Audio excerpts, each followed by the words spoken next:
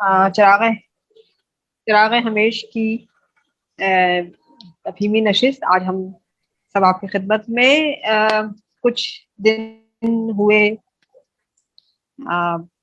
میلان کنڈیرا کو ہم سے جدا ہوئے، ناول فکشن کے حوالے سے اہم بڑا نام، اور جو لوگ عالمی ادب پہ نظر رکھتے ہیں، جو لوگ پڑھتے ہیں، ان کو اندازہ ہے کہ یہ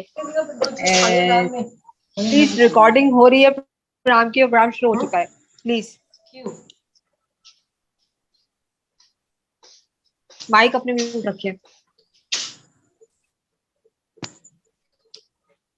فکشن اور ناول کے حوالے سے میلان کنڈیرا کا نام اور خود ناول کی جو ساخت اس پر میلان کنڈیرا کا تجزیہ کتاب، یہ سب بہت اہم اور ادب کے قاری کے لیے ایک بہت اہم دستاویز کی حیثیت رکھتی ہے۔ یہ کوئی عام بات نہیں ہے، بڑا آدمی یا مطلب یہ ایک ایسی بات ہے جو کہی جا سکتی ہے کہ جو بڑا آدمی ہوتا ہے وہ جسمانی طور پہ تو سب کو ہی چلے آنا ہے، لیکن بڑا آدمی کبھی نہیں مرتا، کیونکہ اس کا کام اس کو زندہ رکھتا ہے، اس کے کام سے دنیا مستفید ہوتی ہے۔ بڑا کوئی دل ہے۔ یہ دیکھیں جی کون ہے یہ، آپ ذرا مائک اپنا بند کر لیں کیونکہ ناجیہ آپ مائک میوٹ کر دیں لوگوں کے اگر ہاں۔ تو ہم نے آج چراغ ہمیش پہ میلان کنڈیرا کا ناول آئیڈینٹی، اس کا ترجمہ کیا تھا محمد عمر میمن۔ محمد عمر میمن خود ترجمے فاتح کے، انہوں نے مغربی فکشن ناول کو اردو کے قلب میں ڈھالا، اور بہت اہم ان کا اپنا، ہم جانتے ہیں کہ ادب کو ایک دوسری زبان کے ادب کو اپنی زبان میں منتقل کرنا صرف لفظ پر لفظ ہی نہیں، صرف مفہوم نہیں، بلکہ پوری فضا کو منتقل کرنا پڑتا ہے، اور اس کو ایسے کہ اس پہ پوری روانی ہو، پڑھنے مزہ آئے، اور اس میں مکمل طور پہ ایک اجنبیت کا احساس نہ ہو، اس دلچسپی کا عنصر باقی رہے۔ تو یہ محمد عمر میمن صاحب خود اس حوالے سے بہت اہم کام رہا ہے تراجم کے حوالے سے۔ یہ ناول پہچان کے نام سے انہوں نے اردو میں منتقل کیا۔ پہچان سے عبدالعزیز ملک صاحب نے اپنا ایک مقالہ تحریر کیا ہے، جس کو آج ہم نے منتخب کیا چراغ ہمیش کے لیے۔ ملک صاحب جوسی یونیورسٹی لائل پور میں پروفیسر ہیں، خود نقاد بھی ہیں، اور ان کے تجزیے، ان کے مضامین ہم مختلف فورمز پر پڑھتے ہیں، دیکھتے ہیں، سنتے ہیں، اور بہت کام کر رہے ہیں۔ اس حوالے سے یہ ایک بڑی بات ہے، کیونکہ ہمارے یہاں تنقید پہ کام بہت کم ہوا ہے۔ ایک جو معمولی سے تبصرے ہو جاتے ہیں، رائے آ جاتی ہے، لیکن صحیح معنی میں سنجیدگی سے تنقید پہ بات کر، ادب کی جو تنقید کا پہلو ہے اس پر بہت کم کام ہوا ہے۔ اس حوالے سے ملک صاحب بہت کام کر رہے ہیں۔ ڈاکٹر عبدالعزیز ملک سنجیدگی سے بہت کم ہمارے ساتھ ہوتے ہیں، کیونکہ ان کا زیادہ تر وقت لکھنے پڑھنے میں گزرتا ہے، مگر آج انہوں نے ہمیں وقت دیا اپنے مقالے کے لیے، ہم ان کے شکر گزار ہیں۔ آج کے پروگرام کی صدارت ڈاکٹر تنویر انجم کر رہی ہیں۔ تنویر انجم کسی تعارف کی محتاج نہیں ہے، محقق ہیں، شاعرہ ہیں، خود بہت سی چیزوں کا نظم سے لے کر مختلف حوالوں سے مختلف ادب کی مختلف جہتوں پر آپ بہت کام کر رہی ہیں، اور بہت متحرک ہیں آپ ابھی، بلکہ صرف نظم ہی نہیں، ان کی غزل کی کتاب بھی آ چکی ہے۔ ایک بہت خوبصورت شخصیت، اور ادب کو کی جو ایک صرف یہی نہیں کہ لکھ رہی ہیں، بلکہ ادب میں نئی جہتوں کو متعارف کروانا اور حوصلہ افزائی کرنا نئی جہتوں کی، یہ تنویر انجم اس حوالے سے اپنا بہت اہم مقام رکھتی ہے۔ میں ان کا شکر گزار ہوں کہ ہمارے پروگرام کی صدارت قبول کی انہوں نے۔ تو اس پروگرام کی نظامت جو ہے میں نے ناجیہ احمد کے حوالے سے کی ہے، کہ مجھے ایسا امکان تھا کہ شاید میں بہت دیر سے آج اپنے گھر آؤں، تو لیکن اتفاق تھا کہ آ گئی۔ تو ناجیہ احمد، میں آپ کے حوالے یہ آپ ذمہ داری دیتی ہوں, آپ دیکھیے. انجلا آپ کنٹینیو کریں ابھی. اچھا چلیں, تو بس مجھے کچھ کنٹینیو نہیں کرنا ہے. میں صرف عبدالعزیز ملک صاحب سے درخواست کرتی ہوں کہ اپنے مقالے کا آغاز کریں. اس کو ہم نے چراغ ہمیش پہ آپ کے مقالے کو دے بھی دیا ہے, اور بس آپ سے درخواست ہے ملک صاحب کے مقالے کا آغاز کریں. جی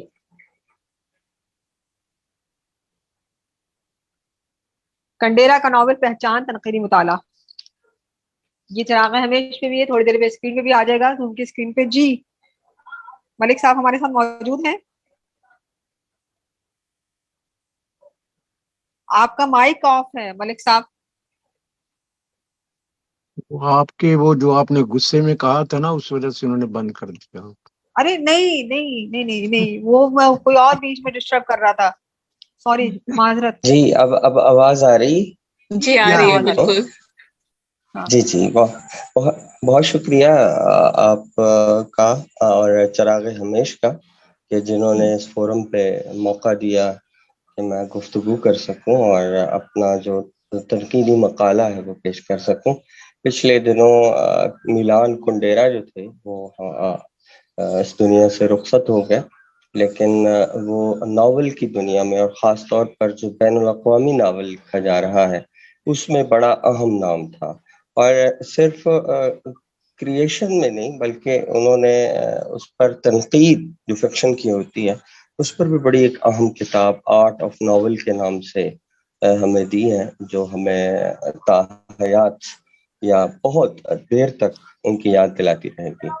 سو بلا تاخیر میں اپنے مقالے کی طرف آتا ہوں تاکہ ہم بر وقت اس کا اختتام کر سکیں اور مزید جو ہمارے شرکاء ہیں وہ گفتگو کر سکیں. تو میں شروع کرتا ہوں.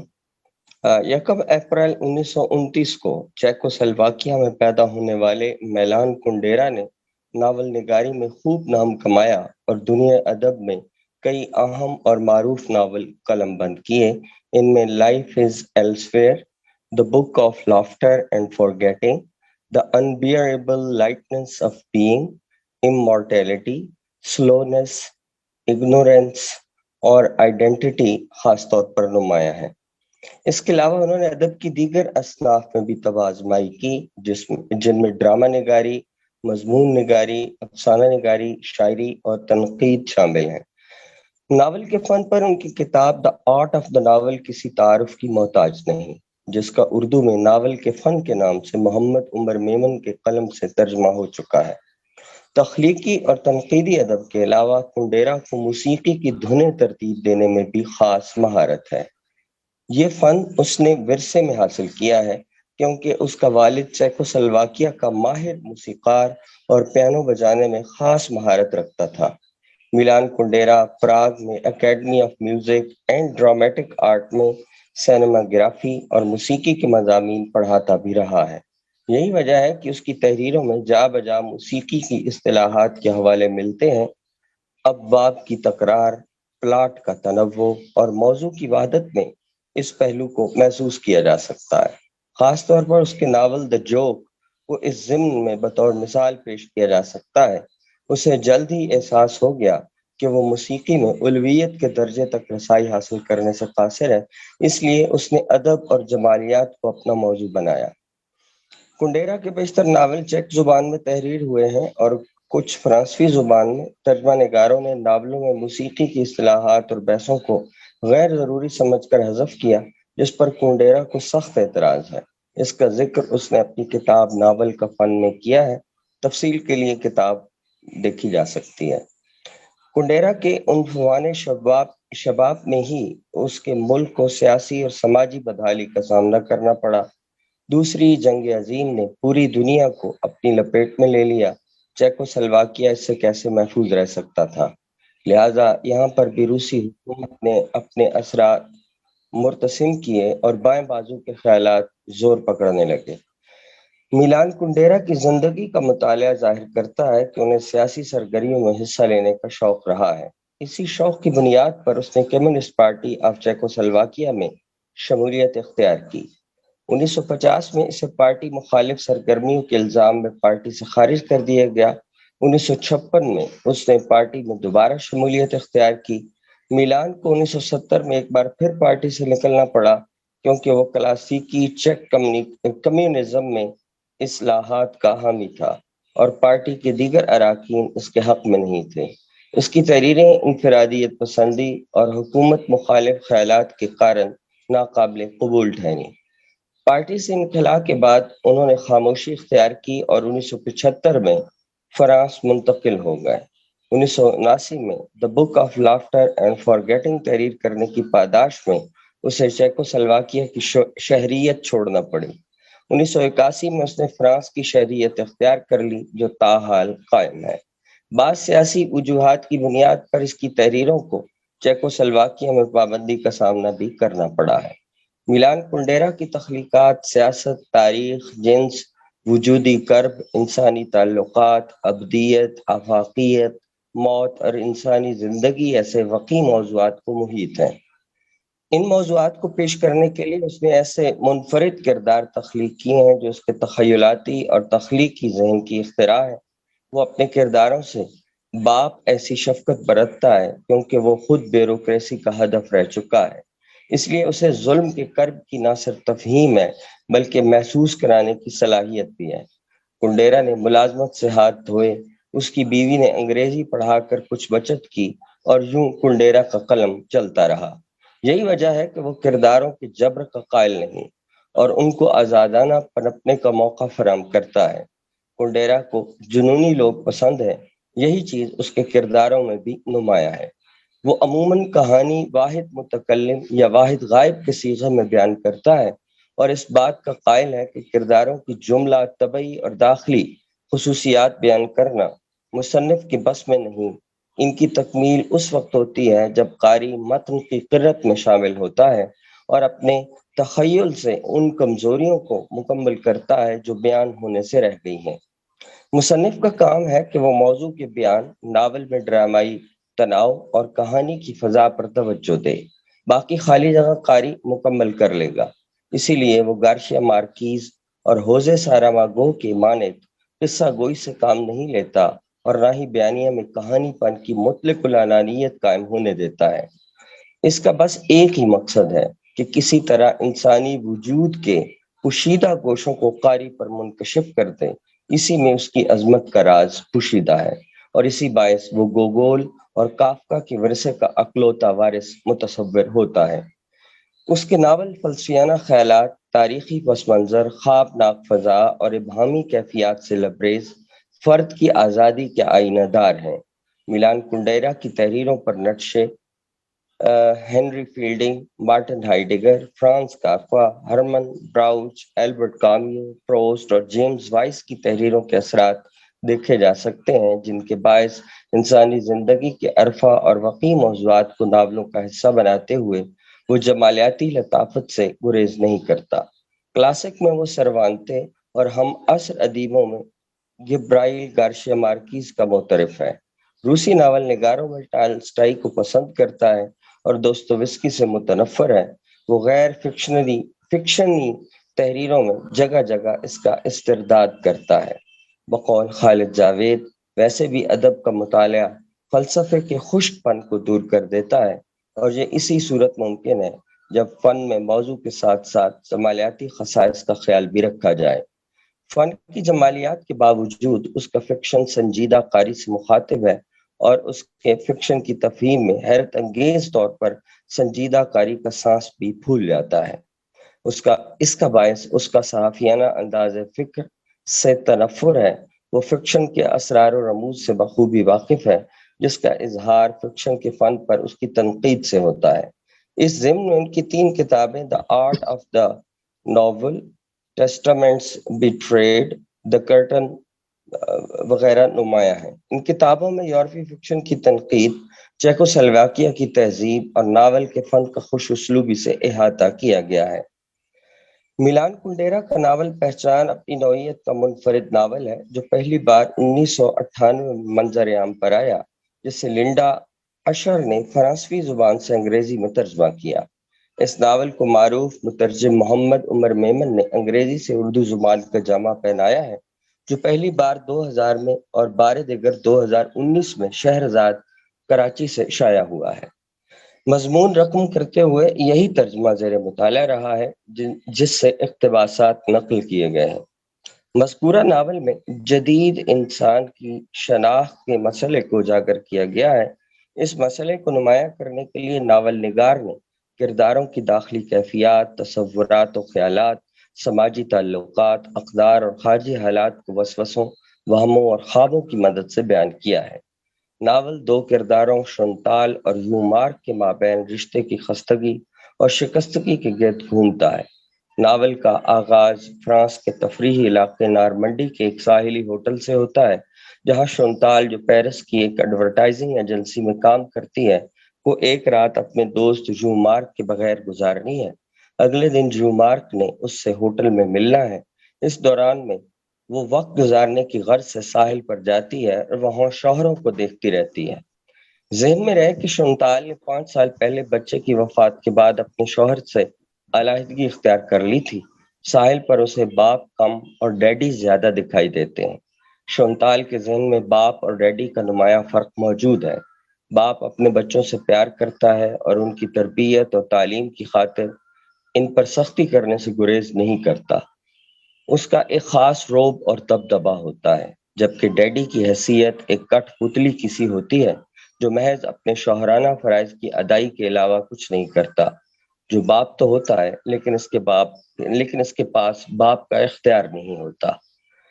ساحل سے واپسی پر وہ ہوٹل میں ویٹرسز کی بات چیت سنتی ہے جو ٹی وی پر چلنے والے پروگرام نظر سے اوجھل پر خیالات کا اظہار کرنے میں منہمک تھیں۔ یہ پروگرام گمشدہ لوگوں کی بابت معلومات پر مبنی ہے۔ ان کی گفتگو نے شونتال کے اندر ہلچل پیدا کر دی اور اس نے یومارک کو کھو دینے کا تصور کیا۔ اس نے سوچا کہ یومارک کی گمشدگی پر نہ وہ خودکشی کر سکے گی کیونکہ یہ صریح دغا بازی ہوگی اور نہ انتظار کر سکے گی۔ اس ٹی وی پروگرام کا حوالہ دے کر میلان کنڈیرا نے ادب اور میڈیا میں تعلق پیدا کرنے کی کوشش کی ہے کہ کس طرح میڈیا انسانی زندگیوں کی مختلف جہات کو منکشف کرنے میں کردار ادا کر سکتا ہے۔ شونتال صاحب کا شوہر سے لا تعلقی کے بعد جو مارک سے تعلق پیدا کر لیتی ہے۔ اس کے بعد وہ جس خوف اور وسوسے کا شکار ہے، اسے ناول نگار نے خوابوں اور وہموں کی مدد سے قاری پر آشکار کرنے کی کوشش کی ہے۔ جو ناول میں داخلی اور خارجی حقیقتوں، ماضی اور حال، خواب اور وہمہ، جھوٹ اور حقیقت، موضوع اور معروض کے مابین واضح اور صریح لکیر دھندلی پڑتی دکھائی دیتی ہے۔ قاری کو کرداروں کی باطنی اور خارجی کیفیات تک رسائی کے لیے عرق ریزی اور جانفشانی سے کام لینا پڑتا ہے۔ شونتال یو مارک سے ملنے کے بعد جس نمایاں واہمے کا شکار ہے وہ یہ کہ اب وہ سن رسیدہ ہو چکی ہے۔ وہ یو مارک سے کہتی ہے کہ مردا اور مڑ کر مجھے نہیں دیکھتے، مرد اب اور مڑ کر مجھے نہیں دیکھتے، Men do not turn to look at me anymore۔ یہ جملہ یو مارک پر عمیق اثرات مرتسم کرتا ہے اور شونتال کے باطن کی وہ محجوب خواہشات جو کبھی شرمندہ تعبیر نہیں ہو سکیں اس لمحے اس پر منکشف ہو جاتی ہیں۔ وہ اس راز کو پا لیتا ہے کہ عورت اپنی عمر کا اندازہ اس حساب سے کرتی ہے کہ مرد اس کے جسم میں کتنی دلچسپی لیتے ہیں یا اس سے کتنی غفلت برتتے ہیں۔ اس حوالے سے یوں مارک کی سوچ کو ناول نگار نے قاری پر یوں آشکار کیا ہے۔ ناول کا اقتباس ملاحظہ ہو۔ اسے جس چیز کی حاجت ہے وہ محبت بھری نظر نہیں بلکہ اجنبی، انگھڑ، ہوسناک نگاہوں کا سیلاب ہے جو کسی بھی اچھے ارادے، امتیاز، نرمی یا تواضع کے بغیر اسے چاروں طرف سے گھیرے میں لے لے، گھیرا جو اٹل ہو اور جس سے فرار ممکن نہ ہو۔ یہی نگاہیں ہیں جو اسے انسانی معاشرے میں سہارتی ہیں۔ جو مارک شونتال سے کہنے کا خواہاں ہے کہ میرے بارے میں کیا خیال ہے، میں وہ کہ جو ریتلے ساحل پر کئی کلومیٹر تک تمہیں کھوجنے جاتا ہوں، میں وہ جو آبدیدہ ہو کر تمہارا نام لے لے کر پکارتا ہوں اور جو کرۂ زمین کے طول و عرض میں تمہیں ڈھونڈتا پھرتا ہوں، مگر ان دلی کیفیات کا اظہار کرنے سے وہ اپنی کمزوری کے باعث قاصر ہے۔ وہ اسے احساس تک نہیں ہونے دیتا کہ اس وقت وہ کیا محسوس کر رہا ہے۔ وہ شونتال کی اس محرومی کو بھانپ لیتا ہے اور اسے فرضی خط لکھ کر دور کرنے کی کوشش کرتا ہے۔ ان خطوط میں اسے یقین دلاتا ہے کہ تم انتہائی خوبصورت اور دل نشیں ہو، تمہیں اس دنیا میں کوئی بے لوث چاہنے والا موجود ہے جو ہمہ وقت تمہارے تعاقب میں رہتا ہے۔ یہ وہ مرحلہ ہے جہاں دونوں کردار عاشق اور معشوق کی شناخت دھندلا کر ایک دوسرے کے لیے اجنبیت اختیار کر لیتے ہیں اور دونوں میں نفسیاتی کشمکش کا آغاز ہو جاتا ہے۔ شونتال اس دوران میں تخیلاتی دنیا تخلیق کرتی ہے جو فنتازی ہی فنتازی ہے۔ وہ رومان اور حقیقت کے مابین ہچکولے کھاتی ہے۔ وہ سوچتی ہے کہ اکثر یوں مارک نہ رہا تو اس کا مستقبل کیسا ہوگا۔ وہ حال سے مستقبل اور مستقبل سے ماضی کا سفر طے کرتی دکھائی دیتی ہے، جہاں اس کے مرحوم بیٹے اور سابقہ شوہر کی یادیں دفن ہیں۔ وہ اس ماضی سے مکمل فرار حاصل کرنا چاہتی ہے، اسی لیے اس نے ایک ایسے مرد کا سہارا لیا جو مختلف قبیل کی زندگی گزارنے کا حامی ہے۔ اسی لیے میلان کنڈیرا نے یوں مارک کو سیرینو قرار دیا ہے۔ سیرینو وہ آدمی جو عورت سے محبت کرتا ہے، اس سے اس کا اظہار کسی اور آدمی کے نقاب کے پیچھے سے کرتا ہے، جو اپنے نام کی قید و بند سے آزاد ہو کر اپنی اچانک رہا شدہ فساد اور وفور دیکھتا ہے۔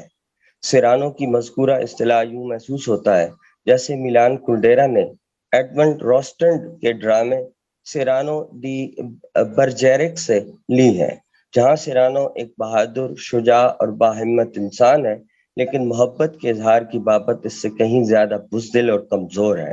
وہ اپنی محبوبہ سے اظہار محبت اس لیے نہیں کر سکتا کہ وہ اپنی لمبی ناک کی وجہ سے خود کو بدصورت سمجھتا ہے۔ یہاں یوں مارک شونتال کے لیے سب کچھ کرنا چاہتا ہے، لیکن اس سے کھل کر اظہار نہیں کرتا، کیونکہ وہ خود کو غریب، کمزور اور بھکاریوں کی سطح کا انسان سمجھتا ہے۔ وہ اپنی اس کمزوری سے واقف ہے اور اس کا مقابلہ کرنے کے بجائے اس کے سامنے ہتھیار ڈال دیتا ہے۔ تعجب انگیز طور پر وہ اپنی کمزوری سے مدہوش ہے اور زیادہ کمزور ہونے کا خواہاں ہے۔ ناول میں ایک جگہ وہ بھکاری کو اپنا نفس دیگر قرار دیتا ہے۔ اپنی کمزوری اور بے بسی کا اظہار شونتال کے سامنے وہ ان الفاظ میں کرتا ہے: لیکن اگر آدمی کے پاس حوصلہ نہ ہو، اگر آدمی کامیابی کا حریص نہ ہو، نام نہ کمانا چاہتا ہو، تو وہ اپنے کو تباہی کے کگر پر بساتا ہے۔ ہاں، یہ ٹھیک ہے کہ میں نے خود کو اس کگر پر خاصی آرام دہ حالت میں بسایا تھا، تاہم یہ تھی تو تباہی کی کگر ہی جس پر میں بسا ہوا تھا، تو یہ کہنے میں کوئی مبالغہ نہیں کہ میرا تعلق اس بھکاری سے ہے، اس عظیم الشان ریستوران کے مالک سے نہیں جہاں اس قدر اچھا وقت گزار رہا ہوں۔ اپنی کمزوری کو شکست دینے کے بجائے مزید اذیت اور شکست کے نشے میں مسحور ہونا چاہتا ہے۔ یہی صورت کنڈیرا کے ایک اور ناول وجود کی ناقابل برداشت لطافت Unbearable Lightness of Being کے کردار ٹیریزا کو بھی درپیش ہے، جو توماس کی محبت میں گرفتار ہے۔ محبت جس میں اپنی جملہ صلاحیتوں اور قوتوں کو کام میں لانے کی ضرورت ہوتی ہے، مگر وہ ایسا کر نہیں پاتی اور محبت کے تیز دریا میں بھنور کا شکار ہو جاتی ہے۔ یہاں پہچان میں جو مارک اسی گھمن گھیری کا شکار ہے۔ محبت کے دریا میں پانیوں کے چکر کے سامنے خود کو کمزور محسوس کر رہا ہے، اسی لیے اپنی محبوبہ کو خوش رکھنے کے لیے گمنام خطوط کا سہارا لیتا ہے۔ وہ بھی شونتال کے مانند فنتازی کا شکار ہے۔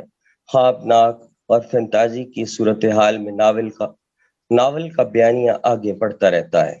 کرداروں کی ذہنی اور نفسیاتی کیفیات ناول کو سر ریئلزم کی اقلیم میں لے جاتی ہیں، جہاں ان کی حرکات و سکنات لاشعور کتابیں ہو جاتی ہیں۔ خوف، خوابوں، وہموں اور فینتازی کی صورتحال سے دونوں کردار باہر آتے ہیں، ایک دوسرے سے ملتے ہیں اور لندن روانہ ہو جاتے ہیں۔ ناول کے اختتام پر ان کا تعلق اثر نو بحال ہو جاتا ہے اور وہ اسی طرح ایک دوسرے کے ساتھ خلوص اور محبت کے رشتے میں بندھ جاتے ہیں جیسے ناول کے آغاز میں تھے، جس کا اظہار شونتال کے جملے سے ہوتا ہے: میں تمہیں کبھی اپنی نظروں سے دور نہیں ہونے دوں گی، میں تمہیں ہمیشہ دیکھتی رہوں گی اور کبھی نہیں رکوں گی۔ ناول میں میلان کنڈیرا نے شونتال اور یومار کے کرداروں کے ذریعے انسانی وجود کی پراسرار جہتوں کی جس طرح پردہ کشائی کی ہے، وہ نہ صرف قابل تحسین ہے بلکہ ناول میں قاری کی دلچسپی کو مزید بڑھاوا دیتی ہے۔ انسانی وجود کا نمایاں مسئلہ اس کی پہچان ہے، جس کی خاطر وہ ہر لمحہ تگ و دو، جد و جہد اور عمل پہم میں مصروف نظر آتا ہے۔ اس مقصد کے حصول کی خاطر وہ اپنی جملہ صلاحیتوں کو بروئے کار لاتا ہے۔ تحرک، فعالیت اور عزم اس کی شخصیت کا جوہر بن جاتے ہیں۔ اس مقام پر وہ خوف، دہشت اور وہموں سے بالا ہو جاتا ہے۔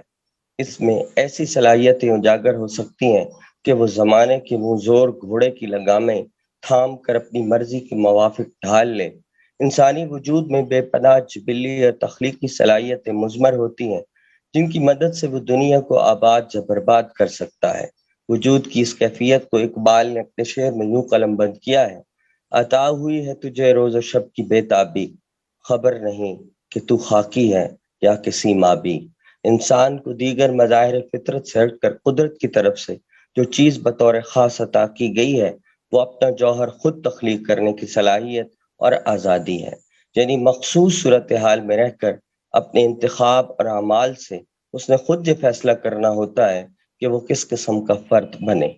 مختصراً کہا جا سکتا ہے کہ فرد اپنے فیصلوں اور اعمال کے مجموعے کے سوا کچھ بھی نہیں۔ میلان کنڈیرا نے پہچان کے دونوں نمایاں کرداروں شونتال اور یومارک کو ان کے حالات اور وجودی کیفیات سے وجودی طرز فکر میں مقید کیا ہے۔ وہ اپنے فیصلوں اور انتخاب کی آزادی کا استعمال کرتے ہیں، انہیں نہ معاشرتی جبر کی پرواہ ہے اور نہ ماضی کے تسلسل کی۔ شونتال کا دوسرا بچہ پیدا نہ کرنے کا فیصلہ، اپنے شوہر سے علیحدگی، یومارک سے دوستی، نند سے لا تعلقی، لندن روانگی اور ماضی سے انقطاع وغیرہ ایسے فیصلے ہیں جن میں کوئی دوسرا شریک نہیں اور ان کے نتائج کی وہ خود ذمہ دار ہے۔ یہ وہ فیصلے ہیں جو اس کے مخصوص کردار کی نہ صرف تشکیل کرتے بلکہ اس کو خاص پہچان عطا کرتے ہیں۔ یومارک کی بے حسی، لا تعلقی اور وہموں سے لبریز زندگی کسی اور کی مسلط کردہ نہیں، اس کا انتخاب بھی اس نے خود ہی کیا ہے۔ نوکری سے برخاستگی کے بعد وہ کسی دوسری جگہ ملازمت کی کوشش کر سکتا تھا، لیکن اس نے یومارک کے ساتھ رہنے کو ترجیح دی۔ اس سے شونتال کی محبت اور وفا کا راستہ اختیار کیا اور اب اس کی خواہش ہے کہ وہ اسے ہمہ وقت خوش رکھ سکے۔ یہی وجہ ہے کہ وہ اب اسے گمنام خطوط لکھ کر اس سے جفتی کر کے اور اس کی بلا وجہ کی بوریت دور کر کے خوشی محسوس کرتا ہے۔ اس طرح ناول میں یومارک اپنی ذاتی رویے اور اقدار خود متعین کرنے کی کوشش کر رہا ہے۔ فرد کی جبلی خواہش ہوتی ہے کہ وہ دنیا کی ہر چیز اپنے تصرف میں لے، لیکن ایسا ممکن نہیں ہوتا، اسی لیے اسے بہت سی چیزیں ترک کر کے ان میں سے چند کا انتخاب کرنا پڑتا ہے۔ کیونکہ اسے نہ چاہتے ہوئے بھی بہت کچھ ترک کرنا پڑتا ہے، اسی لیے ہر انتخاب اپنے ساتھ کرب لے کر آتا ہے۔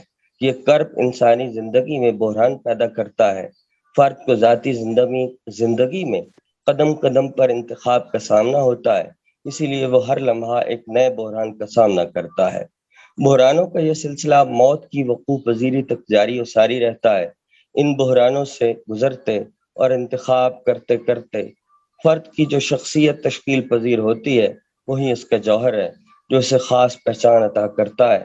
شونتال اور یومارک کے کردار بھی اسی طرح کی وجودی بحران کا شکار ہیں، جو بوریت، اکتاہٹ، تنہائی، اجنبیت اور بے چینی کے ساتھ ساتھ زندگی کی لایعنیت اور لغویت جیسی وجودی جہات کے نمائندہ بن کر سامنے آتے ہیں، جو خارج سے فرار حاصل کر کے داخل میں پناہ حاصل کرنے کی طرف مائل ہیں۔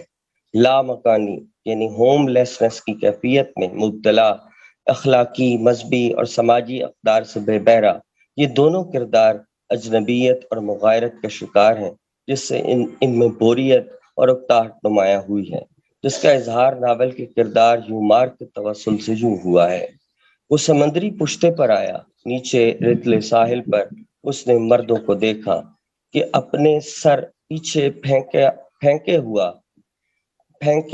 میں پتنگیں چھوڑ رہے ہیں۔ ان کے عمل کسی قسم کے جوش و ولولے سے عاری تھے اور یومارک کو اپنا پرانا نظریہ یاد آیا۔ بوریت کی 3 قسمیں ہیں: منفعل بوریت، ناچتی اور جمائی لیتی ہوئی لڑکی، فعال بوریت، پتنگ اڑانے کے شائقین، اور باغی بوریت، نوجوان جو کاروں کو آگ لگاتے اور دکانوں کی کھڑکیاں چکنا چور کرتے پھرتے ہیں۔ بوریت اور اکتاہٹ کی یہ کیفیت ناول کے شروع ہی میں شونتال کے کردار کے توسط سے نمایاں ہوئی ہے۔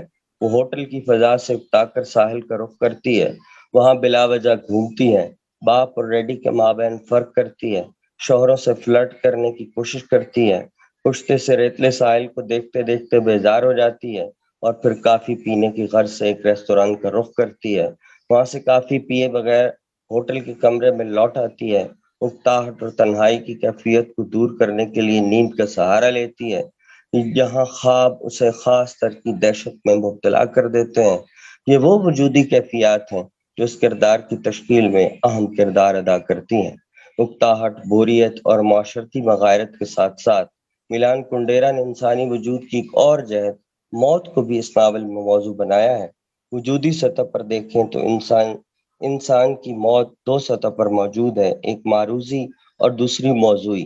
جب انسان تنہائی اور داخلی کرب کا شکار ہوتا ہے تو وہ خود کو بے بس اور بے یار و مددگار خیال کرتا ہے۔ فرد داخلی سطح پر خود کو کمزور تصور کرتا ہے، جیسا کہ یوں مارک شونتال کے سامنے خود کو کمزور اور بے بس محسوس کرتا ہے، یوں وہ بوریت، تنہائی، مغایرت، بے حسی، لا تعلقی اور داخلی کمزوری کے باعث موضوعی موت کی جانب محو سفر ہے۔ بے حسی اور لا تعلقی یوں مارک کی شناخت بن چکی ہے۔ وہ اپنے قریبی دوست فے کی وفات پر کسی خاص رد عمل کا اظہار نہیں کرتا، بالکل اس طرح جس طرح کامیوں کے ناول اجنبی کے کردار مرسو نے اپنی ماں کی تجہیز و تکفین کے موقع پر آنسو نہیں بہائے تھے۔ یہاں یومارک بھی اسی طرح معاشرتی اور وجودی سطح پر لا تعلقی اور بے حسی کا مظاہرہ کر رہا ہے، جو دھیرے دھیرے اس کی موضوعی موت کا اعلان ہے۔ یہاں یہ سوال پیدا ہوتا ہے کہ کیا اس کی اپنے آپ کو تسخیر کرنے کی خواہش ہے، یا یہ اس کا ایک ایسا سفر ہے جو اس کا اپنی ذات سے شروع ہو کر وہیں ختم ہو جاتا ہے۔ شونتال سے یومارک کا ایک مکالمہ ملاحظہ ہو جس میں وہ موت سے متعلق گفتگو کر رہا ہے۔ سچ پوچھو تو موت کے بارے میں تمہاری اشتہار بازی پر مجھے رشک آتا ہے، پتہ نہیں کیوں اوائل جوانی ہی سے میں موت سے متعلق نظموں کا گرویدہ رہا ہوں۔ میں نے ایسی بے شمار نظمیں زبانی یاد کر رکھی ہیں، چند سنا سکتا ہوں، تم سننا چاہتی ہو تم انہیں استعمال کر سکتی ہو۔ مثلاً بودلیر کی یہ سطریں تمہیں تو معلوم ہی ہوں گی۔ اے موت پرانی کپتان، وقت آ گیا، چلو لنگر اٹھا لیں، ہم اس زمین سے اکتا گئے ہیں، اے موت چلو اسے چھوڑ دیں۔ یومارک کے دوست فے کی موت سے قبل جب وہ اس کی عیادت کرنے برسلز کے اسپتال میں جاتا ہے تو وہاں ان دونوں کرداروں کے مابین موت جیسی تلخ حقیقت پر گفتگو ہوتی ہے۔ یہ گفتگو ناول کے تصور موت کی آئینہ دار ہے۔ اس حوالے سے اقتباس ملاحظہ ہو۔ میں پہلے مرنے سے خوف زدہ نہیں ہوتا تھا، اب ہوتا ہوں۔ میں اس خیال سے پیچھا نہیں چھڑا سکتا کہ مرنے کے بعد بھی آدمی زندہ رہتا ہے۔ مرنے کا مطلب ہے ایک غیر مختتم ڈراؤنے خواب میں زندہ رہنا، لیکن بس کرنا چاہیے، اتنا کافی ہے۔ چلو کسی اور چیز کے بارے میں باتیں کریں۔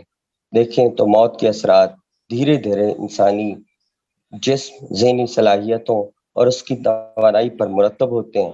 وہ زندگی جو بے مقصدیت، لغویت اور لایانیت کے سائے تلے کٹ رہی ہو، باطنی تخریب، داخلی شکست و ریخت اور سماجی رویوں کی خستگی کے سوا کچھ بھی نہیں، تو پھر موت غیر مختتم ڈراؤنے خواب کے سوا کیا ہو سکتی ہے؟ اسی لیے ناول میں شونتال موت کو شکست دینے کے لیے کریا کرم کی خواہاں ہے۔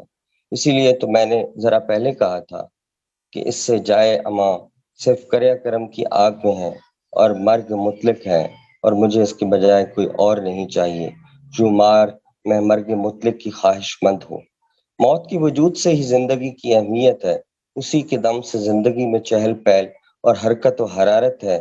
فطرت خود زندگی، کائنات اور لمحے تخلیق کی حفاظت کرتی ہے۔ کسی ایک نقش کو مٹانے یا ختم کرنے سے مراد نئے تخلیقی لمحوں کو وجود ادا کرنا ہے۔ شونتال اس بات کو سمجھتی ہے، اسی لیے وہ اپنے بیٹے کی موت کو تحفہ سمجھنا سیکھ گئی ہے۔ وہ ہر ماہ اس کی قبر پر جاتی ہے، اس سے محو گفتگو ہوتی ہے۔ اس نے اپنے بیٹے کو اس لیے بھی یاد رکھا ہوا ہے کہ وہ مستقبل کے مقابلے میں اپنے ماضی کی حفاظت کرنا چاہتی ہے۔ اس کے خیال میں ماضی کو بھولنا در حقیقت خود کو فراموش کرنے کے مترادف ہے، اور خود کو فراموش کرنا اپنے آپ کو موت کے حوالے کرنا ہے۔ اس کے برعکس یومارک اپنے ماضی کو بھول چکا ہے، مثلا جب وہ اپنے دوست فے کی عادت کرنے جاتا ہے تو وہ اسے لڑک پن کے واقعات سناتا ہے، پرانے دوست کی موجودگی میں اپنے ماضی کو یاد کرتا ہے، لیکن جومار کہتا ہے کہ مجھے یہ سب یاد نہیں، اور تعجب انگیز طور پر نہ یادوں کی بازیافت کہاں ہے، وہ اپنے ماضی سے جان چھڑانا چاہتا ہے اور حال میں زندہ رہنے کا متمنی ہے، حالانکہ حال اور مستقبل دونوں کا تعین ماضی کی بازیافت کے بغیر ممکن نہیں۔ کنڈیرا کے نزدیک یہ بات صرف فرد تک محدود نہیں، قوموں، معاشروں اور ملکوں کو بھی یہی صورتحال ہے۔ چیک حکومت ماضی کو مسخ کر کے جس طرح مستقبل کا تعین کرنے کی کوشش کر رہی تھی، کنڈیرا نے یہاں اس پر عمیق طنز کیا ہے۔ میلان کنڈیرا نے ناول میں انسانی وجود کی جن متعدد جہات کو کھوجنے کی کوشش کی ہے، ان میں سے ایک وہمہ بھی ہے، جس کی مدد سے نہ صرف اس نے کرداروں کی وجودی صورتحال منکشف کی ہے، بلکہ ناول کے بیانیہ کو آگے بڑھانے میں بھی اس کا سہارا لیا ہے۔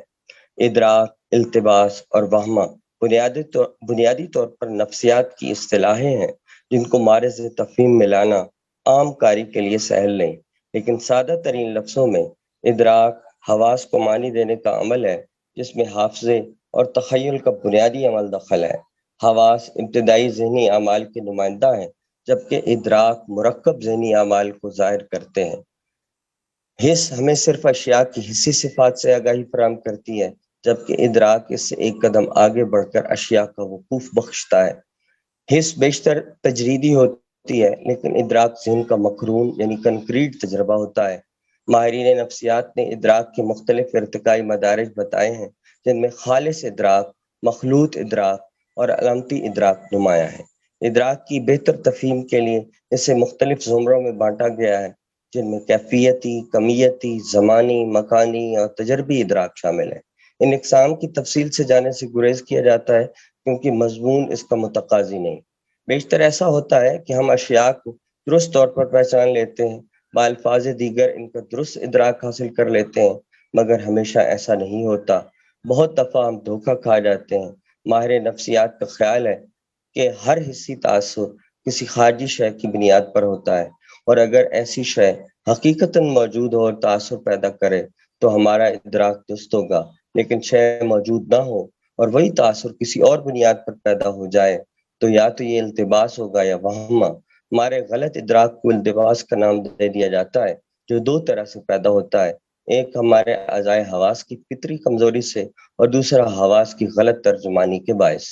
التباسات تمام قسم کے حواس سے پیدا ہوتے ہیں، مگر بصارت سے پیدا ہونے والے التباس عام ہیں، جنہیں بصری التباس یا آپٹیکل ایلوژنز کا نام دیا جاتا ہے، جو شکل، قامت، فاصلے، سمت اور حرکت سے پیدا ہوتے ہیں۔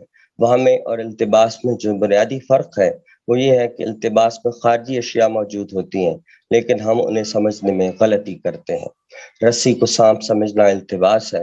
اس التباس میں سانپ موجود نہیں، لیکن رسی موجود ہے۔ وہمے میں کوئی بھی شے موجود نہیں ہوتی۔ وہمہ ہمارا وہ تجربہ ہے جو خارجی مہیج کی عدم موجودگی میں کسی بنیاد کے بغیر پیدا ہوتا ہے۔ دوسرے لفظوں میں وہمہ کسی قسم کا ادراک نہیں ہوتا، کیونکہ ادراک کے لیے کسی نہ کسی شے کا موجود ہونا ضروری ہے۔ وہمے شرابیوں اور پاگلوں میں دیکھنے میں آتے ہیں۔ پاگلوں کو آپ نے دیکھا ہوگا کہ وہ یوں باتیں کر رہے ہوتے ہیں جیسے ان کے سامنے کوئی موجود ہو، لیکن حقیقتاً وہاں کوئی موجود نہیں ہوتا۔ ولیم جیمز نے نفسیات کے اصول میں اسے شعور کی شدید ہیجانی کیفیت قرار دیا ہے۔ میلان کنڈیرا کے مذکورہ ناول میں کئی مقامات پر یوں مارک وہموں کا شکار ہوتا ہے۔ بیرونی محیط کی عدم موجودگی میں اسے ایسے مناظر نظر آتے ہیں جیسے اس نے فرض کر لیا ہے مگر موجود نہیں ہے۔ محبوب کی جسمانی شکل و صورت کو کسی اور کی سمجھ لینے کی غلطی، یہ اس کے ساتھ کئی بار ہو چکا ہے، ہر مرتبہ اسی تہیّر کے ساتھ۔ کیا اس کا مطلب ہے کہ اس کے اور دوسری عورتوں کے درمیان پایا جانے والا فرق اس قدر باریک ہے؟ یہ کیسے ممکن ہے کہ اس ہستی کی شکل و صورت کا فرق نہ پہچانتا ہو؟ جس سے اسے سب سے زیادہ محبت ہے، وہ وجود جس کا مقابلہ اس کے نزدیک کسی سے ہو نہیں سکتا، انتہائی کار یہ رہی ہو۔ اس بار ادنا سے شک کے بغیر یہ وہی ہے، بائی ہمہ اپنے جیسے نظر بھی نہیں آ رہی ہے، بائی ہمہ اپنے جیسے نظر بھی نہیں آ رہی ہے، اس کا چہرہ سن رسیدہ ہے، اس کی نگاہیں حیرت انگیز طور پر درست۔ اس حوالے سے ایک اور اقتباس، یہ اقتباس میں اومٹ کر رہا ہوں تاکہ وقت کو بچایا جا سکے۔ وہاں میں عموماً اعصابی یا ذہنی حالت کے باعث پیدا ہوتے ہیں، خوف، رنج اور اس سے ملتی جلتی کیفیات وہمے کا باعث بنتی ہیں۔ جو مارک نے جب سے شونتال کی زبان سے مرد اب اور مڑ کر مجھے نہیں دیکھتے جیسا جملہ سنا ہے، ایک خاص طرز کے رنج اور غصے کا شکار ہے، جس کا وہ اظہار تو نہیں کرتا مگر اس کے لاشعور میں یہ بات موجود ہے جو اس طرح کے وہموں اور خوابوں کا باعث بن رہی ہے۔ دیکھیں تو خواب بھی وہمے کسی کیفیت کے حامل ہوتے ہیں۔ خواب ذہن کی فعلیت ہوتے ہیں جو دبے ہوئے خیالات اور غیر مطمئن خواہشات کی تسکین مہیا کرتے ہیں۔ بیداری کی حالت میں ہم اپنی خواہشات، امیدوں، خوف، دہشت اور مسائل کے حل کے بارے میں سوچتے ہیں، اور جب ہم سو جاتے ہیں تو انہی کی بابت خواب دیکھتے ہیں۔ بیداری اور نیند کی حالت میں فرق صرف اتنا ہوتا ہے کہ نیند میں ہماری ذہنی فعلیت نچلی سطح پر ہوتی ہے، اسی لیے اظہار کے لیے یہ اپنا ابتدائی طریقہ اختیار کرتی ہے، یعنی تصویری یا علامتی اظہار اپناتی ہے۔ ناول کے بیانیے میں یومارک اور شونتال بارہا خواب دیکھتے ہیں جن کے ذریعے ان کی داخلی کیفیات قاری پر آشکار کی گئی ہیں۔ شونتال کے خواب سے بیدار ہونے کا منظر ملاحظہ ہو جس میں وہ مرے ہوئے بچے کو دیکھتی ہے۔ شونتال وہ اس کے جسم کو بھنچے ہوئے تھا جو رونے کے سبب کپکپا رہا تھا۔ جاگ جاؤ، یہ حقیقی نہیں ہے۔ وہ اس کی باہوں میں لرزتی ہے، وہ اس سے کئی بار اور کہتا ہے کہ یہ حقیقی نہیں ہے۔ وہ اس کے پیچھے پیچھے دہراتی ہے، نہیں یہ حقیقی نہیں، اور ہولے ہولے، بے حد ہولے ہولے وہ پرسکون ہو جاتی ہے۔ اور میں اس سے پوچھتا ہوں، خواب کون دیکھ رہا تھا؟ یہ کہانی کس نے گھڑی ہے؟ کس نے اسے تصور کیا ہے؟ شونتال، یومارک، دونوں، ہر ایک نے ایک دوسرے کے لیے۔ اور اول کب اس کی حقیقی زندگی اس پر فریب فنتازی میں بدلی جب ریل گاڑی آبنائے کے نیچے متزن ہوئی؟ اس سے بھی پہلے ہمیں خواب اور فنتازی پر اسراریت کو جنم دیتے ہیں، جس سے بیانیہ کہیں سر ریئلزم تو کہیں ہیلوسینیٹری ریئلزم کی اقلیم میں داخل ہو جاتا ہے۔ قاری کے لیے یہ پہچاننا مشکل ہو جاتا ہے کہ کب اور کس لمحے حقیقی غیر حقیقی میں بدل گیا ہے اور کب حقیقت عالم خیال کی حدوں کو چھو رہی ہے۔ سر ریئلزم، ہیلوسینیٹری ریئلزم اور میجک ریئلزم یہ وہ بیانیے ہیں جن کی سرحدیں ایک دوسرے سے ملتی ہیں۔ ان کا چلن 20ویں صدی کے پہلا ربع سے آرٹ کی مختلف اقسام میں ہوتا ہے۔ مذکورہ بیانیوں نے 20ویں صدی کے نصف کے بعد فکشن میں زور پکڑا۔ Borges, Garcia Marquez, Jose Saramago, James Joyce, Peter Carey, Isabel Allende, Gunter Grass, Juan Rulfo اور مویان تک آتے آتے مذکورہ تکنیکیں پوری دنیا میں عام ہو گئیں۔ میلان کنڈیرا نے بھی سر ریئلزم اور ہیلوسینیٹری ریئلزم کی اس تکنیک سے استفادہ کیا ہے، اور حقیقت اور موضوعیت کے امتزاج سے وہمے اور خواب تخلیق کر کے قاری کو ورطہ حیرت میں مبتلا کرنے کی شعوری کوشش کی ہے۔ تکنیک اور مواد کے اعتبار سے میلان کنڈیرا کا ناول پہچان منفرد اہمیت کا حامل ہے، جس میں کرداروں کی داخلی صورتحال سے انسانی وجود کی متعدد جہات کو سامنے لانے کے ساتھ ساتھ حکومتی جبر، جاسوسی نظام، سیاسی صورتحال، سرمایہ دارانہ نظام میں اشتہار بازی، صارفیت اور اس کے جدید انسان پر اثرات کو بھی بین السطور موضوع بنایا گیا ہے۔ انسانی وجود کی مختلف جہات مذکورہ معاشرتی، سماجی اور تاریخی پہلوؤں سے جڑی ہوتی ہیں، جن سے فرق کا تعلق پیدا کیے بغیر اس کے داخل کو معرض تفہیم میں نہیں لایا جا سکتا۔ مذکورہ موضوعات کو ناول میں سے دریافت کیا جا سکتا ہے، لیکن اس کے لیے ایک الگ مضمون کی ضرورت ہے۔ بہت شکریہ، آپ نے اس مضمون کو سنا جو خاصا طویل تھا، اور اسی طرح اس کے جو دیگر ناول ہیں ان کے اندر بھی یہ کیفیات موجود ہیں، اور جو ظاہر ہے کہ اس پر گفتگو کرنے والے باقی شرکاء کریں گے۔ آپ کی سماع خراشی کا ظاہر ہے کہ میں شکر گزار ہوں، اور اب میں چاہتا ہوں کہ باقی لوگ گفتگو کریں۔ بہت بہت شکریہ ملک صاحب۔ مضمون طویل ضرور تھا، مگر اس میں ایسے کئی پہلو تھے جس پر گفتگو ہونی ہے۔ ناول کی تکنیک، اس کا جو فرانس کا جو موجودہ فرانس جو انسانی نفسیات، ان سب، اور پھر مجموعی طور پہ فرانس ہی نہیں، دنیا کے جو بدلتے حالات ہیں اور جو نظریاتی سطح پہ انسان کی کس طرح سے اس کی سوچ بدلی ہے، اس سب پر اس ناول میں احاطہ کیا گیا ہے. میں ناجیہ آپ کی طرف آ رہی ہوں، آپ دیکھیے. ناجیہ موجود ہے؟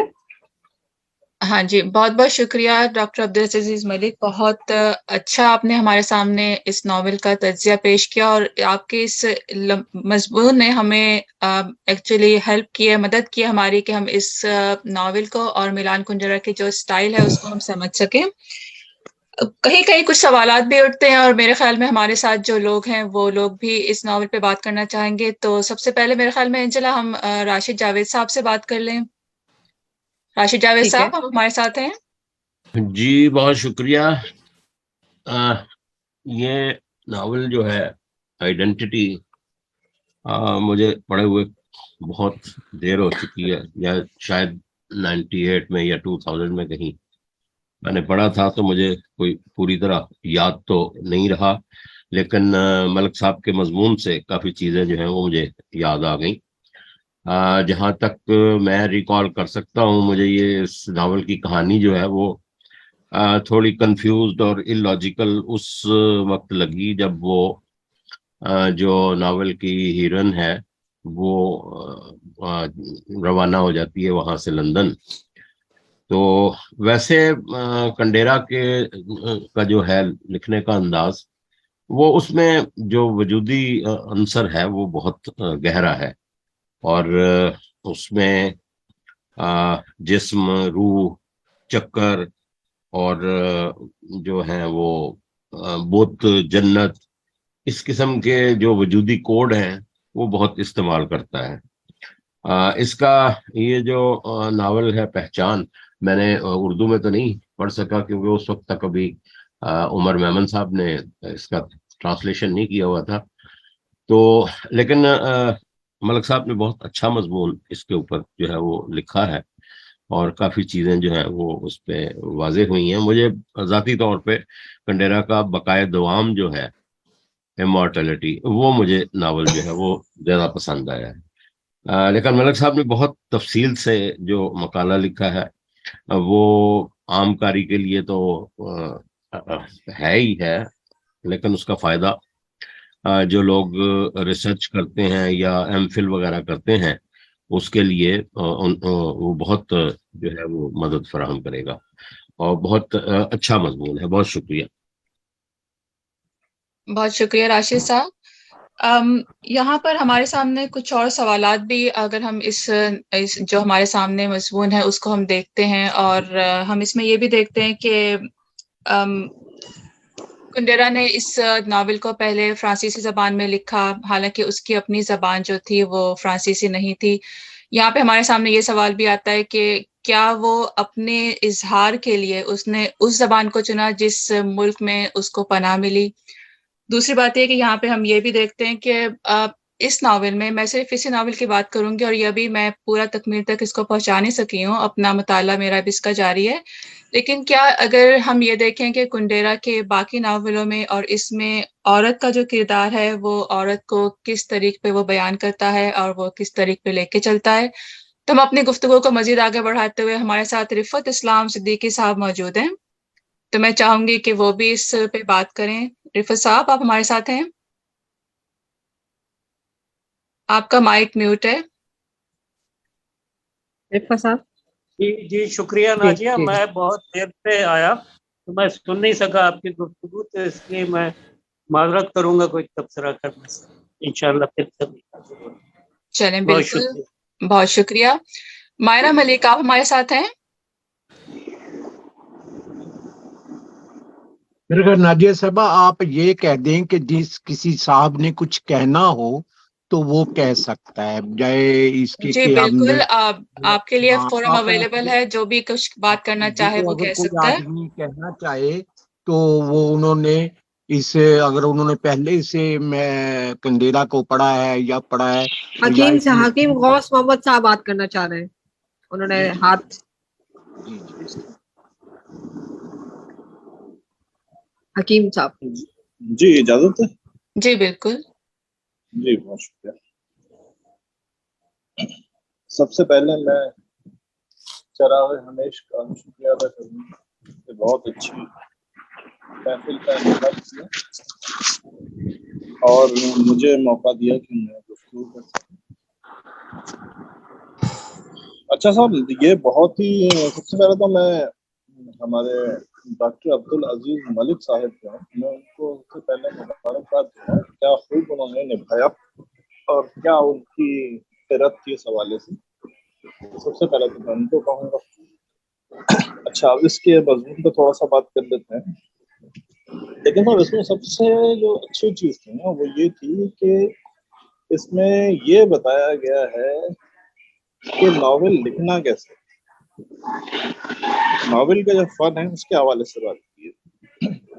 اچھا، جو ہمارے ساتھ کہنا چاہیے کہ جو مصنف ہیں وہ ان کا تعلق جو ہے وہ فنون لطیفہ کی صرف اس صنف سے نہیں تھا، ناول نگاری سے، بلکہ اس مضمون میں ذکر ہوا کہ دیگر اصناف فنون لطیفہ کی، جیسے کہ موسیقی، اداکاری، ہدایت کاری اور کہنا چاہیے کہ اس طرح کی جو فنون لطیفہ کی تخیلات وغیرہ کے حوالے سے جو اصناف ہیں اس کے حوالے سے انہوں نے کہنا چاہیے اپنا عملی کام کیا ہوا. تو اس حوالے سے جب انسان فنون لطیفہ میں اس ڈیپتھ تک جاتا ہے تو اس کی پھر قلم میں جو طاقت آتی ہے وہ ظاہر ہم سب کے سامنے کہ ایک کہنا چاہیے کہ وسطی یورپ کا ایک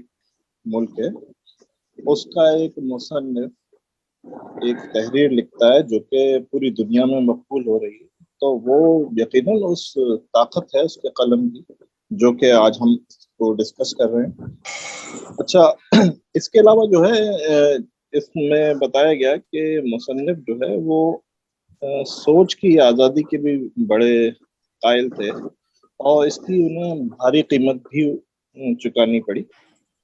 تو یقیناً ایک اصولی موقف رکھنے والے ایک صاحب. اچھا، اس کے علاوہ ظلم کا احساس کرنا اور پھر اس کا اظہار کرنا، تو یہ بھی ایک یہاں پہ نظر آیا ان کی ایک صنف. اچھا، ایک اور انہوں نے بات کہی تھی وہ یہ کہ جو بھی ناول ہوتی ہے وہ دو قسم کے صیغوں میں لکھی جاتی ہے. ایک تو متکلم واحد کا صیغہ ہے اور ایک غائب واحد کا صیغہ ہے، یعنی کہ میں اور وہ. یہ اس طرح ہی عام طور پہ ناول لکھا جاتا ہے اور اسی طرح لکھا جانا چاہیے. اس پہ ورسٹیلٹی بہت مل جاتی ہے انسان کو. تو ایک بہت ہی نقطے کی بات کی ہے انہوں نے. اچھا، اس کے علاوہ جو ہے ادب اور فن کا ربط، اس کے حوالے سے بات کی گئی. ایک اور اس میں کہنا چاہیے معاشرتی پہلو کو اجاگر کیا گیا. ویسے تو کئی کیے گئے اجاگر، لیکن میں ایک کا ذکر کرتا چلوں، جیسے کہ باپ اور ڈیڈی کا فرق، یعنی کہ ایک ذمہ داری اور غیر ذمہ داری کردار کی اس حوالے سے بتانے کی بات. اچھا، اس کے علاوہ جو ہے ادب اور میڈیا کا بھی اس میں ذکر ہوا کہ ان کے تعلق کے حوالے سے کہ ادب اور ادب کو پھر نشر کر دینا تو ایک یقیناً ایک چولی دامن کا ساتھ ہے. اس کے علاوہ جو ہے ایک بڑی اس میں بات ہوئی وہ تھی خواب اور وہم کی، اس پہ بڑی تفصیلی گفتگو ہوئی. اچھا، اس کے علاوہ جو ہے جو یہ میمن صاحب ہیں جنہوں نے ترجمہ کیا ہے، ان کا بڑا اسلوب اور ان کی کافی گرفت ہے زبان پہ، بہت اچھا ترجمہ کیا. اور جیسے کہ کچھ الفاظ جو ہے انہوں نے پیور کہنا چاہیے عربی فارسی کے بھی استعمال کیے، جیسے عمیق اثرات یا گہرے اثرات نہیں کہا انہوں نے، عمیق کا لفظ استعمال کیا. اچھا، اس کے علاوہ جو ہے انہوں نے سنسکرت کے حوالے سے بھی جیسے اندھ گڑت ایک بات کی کہ جس کو نہ گڑھا گیا ہو، اس طرح کے جو الفاظ ہیں اور اسلوب ہیں اس کا انہوں نے سہارا لیا اپنی تحریر میں، تو یہ بھی یقیناً قابل ستائش ہے۔ اس کے علاوہ جو ہے استعارات کے حوالے سے اگر ہم دیکھتے چلیں تو ریتیلے ساحل کا ذکر، اس طرح سے اور بھی اس میں استعارات تھے۔ تو کہانی جب شروع ہوتی ہے تو توازن سے شدت کی طرف جاتی ہوئی نظر آتی ہے، اور دوبارہ شدت سے پھر توازن کی طرف آتی ہے، اور پھر توازن سے شدت کی طرف۔ تو اس طرح سے اس میں کہنا چاہیے کہ نشیب و فراز ہیں وہ قاری کی دلچسپی برقرار رکھتا ہے۔ تو یہ ایک بہت کہنا چاہیے ایسی بات ہوتی ہے جو بڑے بڑے مصنفین جو ہے وہ اس چیز کا خیال نہیں کر پاتے ہیں، اور ان کی جو تحریر ہے وہ قاری کے لیے تھوڑی سی کہنا چاہیے کہ اکتاہٹ کا باعث بھی ہو جاتی ہے، لیکن یہاں پہ نہیں نظر آیا ہمیں کیونکہ اس میں ویریشنز تھے۔ اچھا، ایک جگہ مجھے کہنا چاہیے کہ انہوں نے ترجمہ جو کیا اس میں لفظ بہ لفظ ہی ترجمہ کر دیا، جیسے کہ جو کردار ہے شنتال کا، اس کا فقرہ تھا کہ ہمیشہ تمہیں دیکھتی رہوں گی، کبھی نہیں رکوں گی۔ اب یہ ہوتا ہے کہ جب ہم کسی ضرب المثل کو ترجمہ لفظ بہ لفظ کر دیں گے نا تو وہ شاید ایک کہنا چاہیے جامعیت کھو دیتا ہے دوسری زبان میں، تو ہمیں دوسری زبان میں اس کا کہنا چاہیے کہ آلٹرنیٹو دیکھنا چاہیے جو کہ اتنا ہی پر اثر ہو جیسا کہ اس زبان میں وہ والا ضرب المثل تھی۔ اچھا، اور بڑی انہوں نے کہنا چاہیے سہل استعارات کا بھی استعمال کیا، جیسے کہ زمانے کا موزور گھوڑا، اور ایک انسان جو ہے وہ سب چیزوں پہ قابو پانا چاہتا ہے، اور لیکن ایک بڑی اچھی بات انہوں نے کہی کہ ہر انتخاب کے ساتھ ایک کرب جڑا ہوا ہوتا ہے۔ تو انسان جو سب کچھ حاصل نہیں کر پاتا شاید اس کے پیچھے ایک لایانت کے حوالے سے متضاد پہلو یہ ہے کہ وہ اتنے کرب حاصل نہیں، اس کو نہیں ملتے، تو یہ اس کے بینیفٹ میں چلی جاتی بات۔ تو فلسفی ایک عکس اس میں نظر آتا ہے ہمیں۔ اچھا، اور ایک بڑی اس میں ایک انسان کے اوپر ایک سچویشن ایسی آتی ہے کہ وہ خارج سے فرار اور داخل کو اختیار، دونوں چیزوں میں جو ہے وہ نفی کا اظہار کر رہا ہوتا ہے، اس کا احساس۔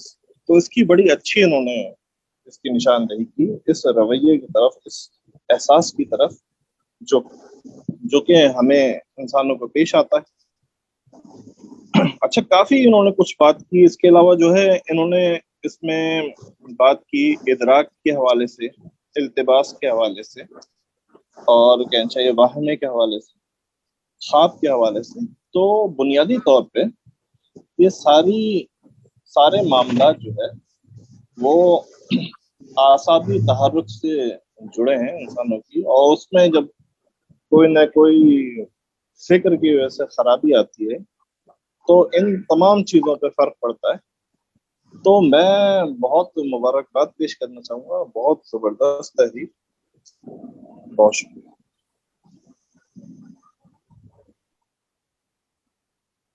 جی ناجیہ جی۔ بہت بہت شکریہ حکیم غوث محمد صوفی، آپ نے بہت اچھا اپنا تجزیہ ہمارے سامنے رکھا۔ اب میں چاہوں گی کہ ہم سے سائمہ نفیس ہمارے ساتھ موجود ہیں، اگر وہ اس ناول کے بارے میں کچھ کہنا چاہیں۔ سائمہ، آپ اپنا مائک انمیوٹ کر لیں۔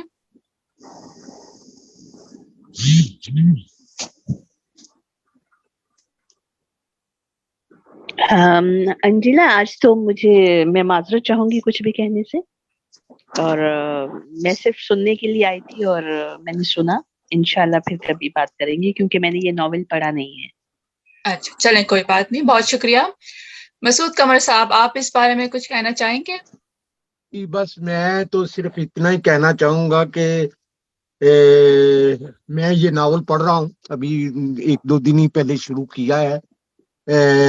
میں نے جو ایک بات ہے کہ یہ बहुत मुश्किल अदीब है मैलान कंडेरा, बहुत ही मुश्किल। मैंने दोस्तोयेवस्की को भी पढ़ा, कामियों को भी पढ़ा, काफका जो बहुत मुश्किल है उसको भी पढ़ा, मार्किस को भी पढ़ा, लेकिन ये बहुत ही जो है वो एक राइट बहुत मुश्किल है। इसको बार बार जाकर पीछे से फिर जाकर सफ़े उठाकर पढ़ना पड़ता है। लेकिन जिस तरीके से वो किरदारों के अंदर होकर न सिर्फ किरदार की बात डालता है, बल्कि वो जो खुद राइटर जो महसूस करता है, जो अदीब महसूस कर रहा है और ये जो बात कहना चाहता है तो वो कहता है। दूसरा ये है कि मैं अपना मलिक साहब का बहुत बहुत शुक्रगुजार हूँ कि इन्होंने आज का मजमून को जो पढ़ा है, इन्होंने जो जिस तरीके से इन्होंने इजहार किया कि इन्होंने बहुत ही गहरी नजर से इस नावल का मुताला किया है, और अब मेरे लिए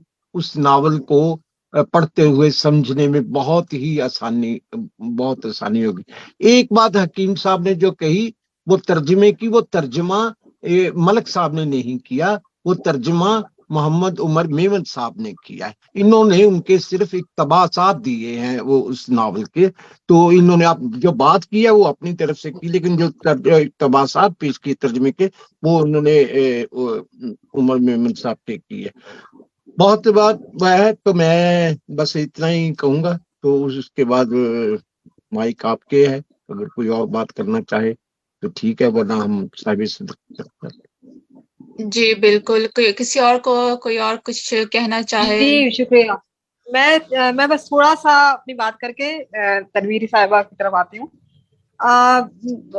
जो इंसानी ताल्लुक को जिस तरह से इस नावल में कंडेरा ने वो किया है, यही एक फर्क हमें अपने यहाँ कमी महसूस होती है। अफसानों और नावल में हम कुछ पाबंदियाँ, कुछ माशरे की पाबंदियाँ, कुछ मजहब की पाबंदियाँ, उसकी वजह से हमारे यहाँ उस तरह से खुरच के कुरेद के इंसानी नफ्सियात को नहीं लिखा जा सकता, जो कि हर जगह इंसान के तो जहन हर जगह कमोबेश इसी तरह से होता है, लेकिन वो हमारे यहाँ अफसाना और नावल इसीलिए बहुत हद तक नाकाम है कि लिखना बहुत मुश्किल हो जाता है। बहुत सी बातें लिखना, इंसान वो बहुत सा सच नहीं लिख पाता जो उसके अंदर चल रहा होता है।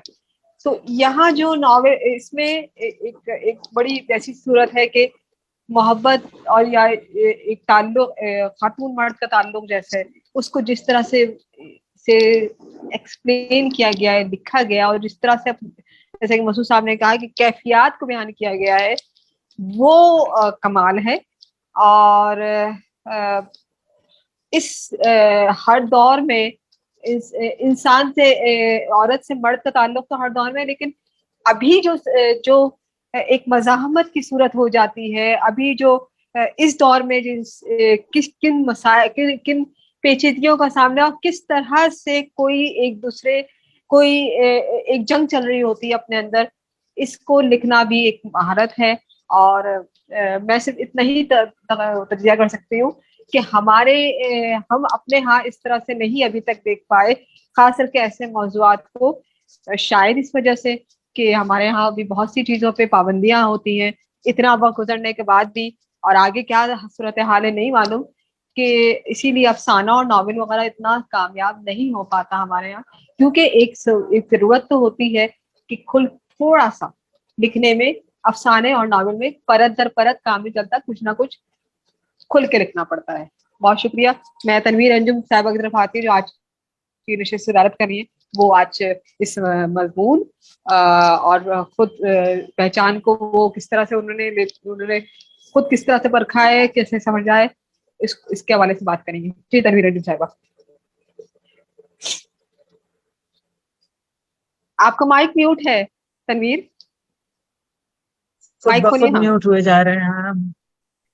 ओके, बहुत अच्छी तुमने बात की अंजिला। अभी जो ये कहा कि हमारे यहाँ जो मसला है, यकीनन हमारे यहाँ बहुत बड़ा मसला है। बहरहाल इसके बावजूद कि दुनिया में बहुत आज़ादी है, और दूसरी दुनिया में, वेस्ट में या इवन अफ्रीका में एक तरह की आज़ादी है, जिनसी आज़ादी तो कम से कम है। जहाँ जहाँ जिनसी आज़ादी पाई जाती है वहाँ एक طرح سے ایک انفرادیت بھی ہوتی ہے، اور جہاں تھوڑا سے جمہوریت بھی پائی جاتی ہے کسی حد تک، اور یا جمہوریت کی کوئی روایت رہی ہوتی ہے، چاہے ابھی جمہوریت نہ بھی ہو. جیسے میلان کنڈیرا کے زمانے میں تو بہت آمریت وہاں پر آ گئی تھی، اور اسی آمریت سے وہ بھاگ کر فرانس چلا گیا تھا. تو یہ جمہوریت اور آزادی، یہ ساری بنیادی چیزیں ہیں جن سے کہ فکشن بھی پیدا ہوتا ہے، بلکہ سارا ادب پیدا ہوتا ہے. جہاں آزادی نہیں ہوگی وہاں ہم کلیشے باتیں کرنے لگیں گے. تو یہ بات سچ ہے کہ ہمارے ہاں یہ اس طرح کا ادب لکھا جانا بہت ایک مشکل بات ہے. بہرحال ایک دن آئے گا کہ ہم لوگ انشاءاللہ ہمارے یہاں بھی لکھا جائے. لیکن اس کے باوجود میں یہ بھی کہوں گی کہ دنیا میں بہت سارے ممالک ہیں، ہر جگہ کوئی میلان کنڈیرا پیدا نہیں ہو جاتا. میلان کنڈیرا کے اندر اپنا جو ایک ٹیلنٹ ہے وہ ہے، اور جس طرح سے اس کو ناول کا فن برتنا آتا ہے، اس طرح سے اور دوسرے، یعنی میلان کنڈیرا کا فن اپنی جگہ ہے، اور جیسے مارکیز کا فن ہے یا حوض ساراماگو کا انہوں نے حوالہ دیا، یا اور دنیا کے بڑے بڑے جو رائٹرس ہیں، ایزابیل آلندے ہے، اور ہاروکی موراکامی ہے، اور اورہان پامک ہے. یہ سب ایک مختلف انداز میں چیزیں لکھتے ہیں. میلان کنڈیرا ایک بہت ہی منفرد قسم کا، مشکل بھی میں کہوں گی، جیسے کہ مسعود قمر صاحب نے کہا ہے، اس کے ساتھ ساتھ منفرد بھی بہت ہے.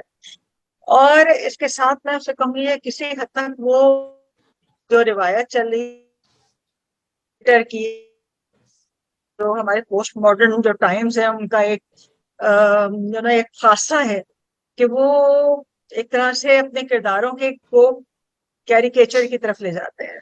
میرا تو خیال ہے کہ اس کے سارے کردار جو ہیں وہ دراصل سب تو نہیں کہ کچھ ناولوں میں نہیں، لیکن اکثر ناولوں میں مجھے یوں محسوس ہوتا ہے جیسے وہ اپنے کرداروں کا مذاق اڑا رہا ہے.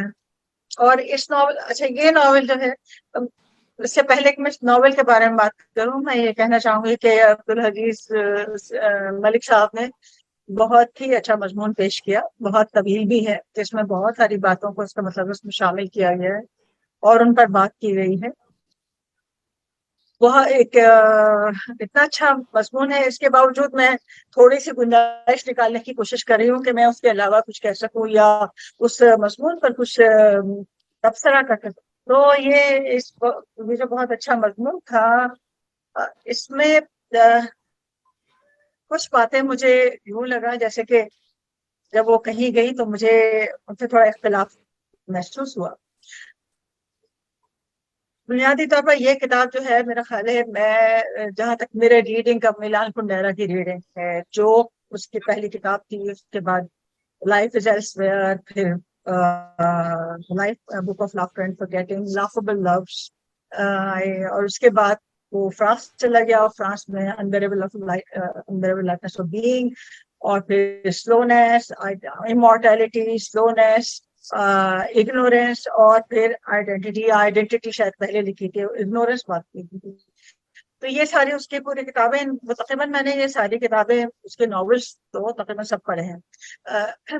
تو اس کے ناولوں میں یہ تقریباً ساری کہانیاں مجھے یاد ہے. بہت پہلے سے پڑھے، بہت پہلے پڑھے، جب پبلش ہوتے تھے اور پاکستان آ جاتے تھے تو ہم اس کو پڑھ لیتے، کیونکہ میلان کنڈیرا مجھے تو بہت ہی زیادہ پسند تھا. اس کی رائٹنگس اور اس کی ہر چیز ہی پسند آتی تھی، چاہے وہ کتنی طویل کتاب ہو یا مختصر کتاب ہو. اب اگنورینس اس کی بہت ہی مختصر کتاب ہے. یہ کتاب میں کہوں گی کہ شاید اس کی مختصر ترین کتاب ہے. اس کے بعد فیسٹیول آف انسگنیفیکینس ایک اور بھی لکھی ہے، لیکن یہ کہ یہ بہت مختصر کتاب ہے. اور یہ کتاب وہ کتاب ہے جس کو میں بھول گئی، جو مجھے یاد نہیں رہی. اور اس کی وجہ شاید یہ ہے کہ میرے خیال میں یہ اس کی سب سے کمزور کتاب ہے، سب سے خراب کتاب اس کو مجھے یوں لگتی ہے. اور وہ مجھے اس کی کتاب خراب کیوں لگی ہے، سوری آپ پہچان کے بارے میں کہہ رہے ہیں یہ بات؟ جی میں پہچان کے بارے میں کہہ رہی ہوں. آئیڈینٹی اردو میں تو میں نے نہیں پڑھی یہ کتاب. اب جب تم نے مجھ سے کہا کہ یہ میں صدارت کروں یہاں پر، تو میں نے پھر اس کو دوبارہ پڑھا، کیونکہ مجھے یہ بالکل یاد نہیں تھی کہ اس میں کیا تھا.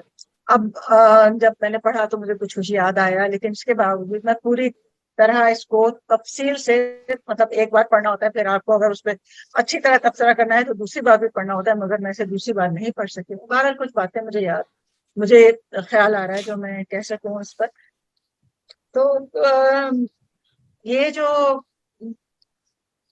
ایک بات ہے کہ کس طرح، ایک تو یہ ہے کہ وہ ایک بات یہ کہی عبدالعزیز صاحب نے، ڈاکٹر صاحب نے، کہ وہ یا تو صیغہ غائب میں لکھتا ہے یا صیغہ واحد میں لکھتا ہے، فرسٹ پرسن میں یا تھرڈ پرسن. تو میرا خیال ہے اس نے صیغہ واحد میں شاید بہت کم ہی کوئی کتابیں لکھی ہیں یا ملٹیپل وائس میں ہوتی ہیں. مثال کے طور اس کی جوک ہے وہ ملٹیپل وائس میں، امورٹیلٹی ہے وہ بھی ملٹیپل وائسز میں ہے. یعنی کہ مختلف چیپٹرز مختلف یا تو لوگوں کی زبان سے ہیں یا مختلف لوگوں پر فوکس کر کے کرتے ہیں. یہ ایک مختصر سی کتاب ہے، اس میں بھی 2 لوگوں کا پوائنٹ آف ویو بیان کیا گیا ہے. یہ بھی تھرڈ پرسن میں نیریٹ کی گئی ہے. تو یا تو مطلب 2 ہی طریقے ہیں میرا خیال ہے کسی پوائنٹ آف ویو کو لینے کے، یا تو وہ تھرڈ پرسن ہوتا ہے یا فرسٹ پرسن ہوتا ہے. تو اسی میں ملان کنڈیرا بھی کرتا ہے.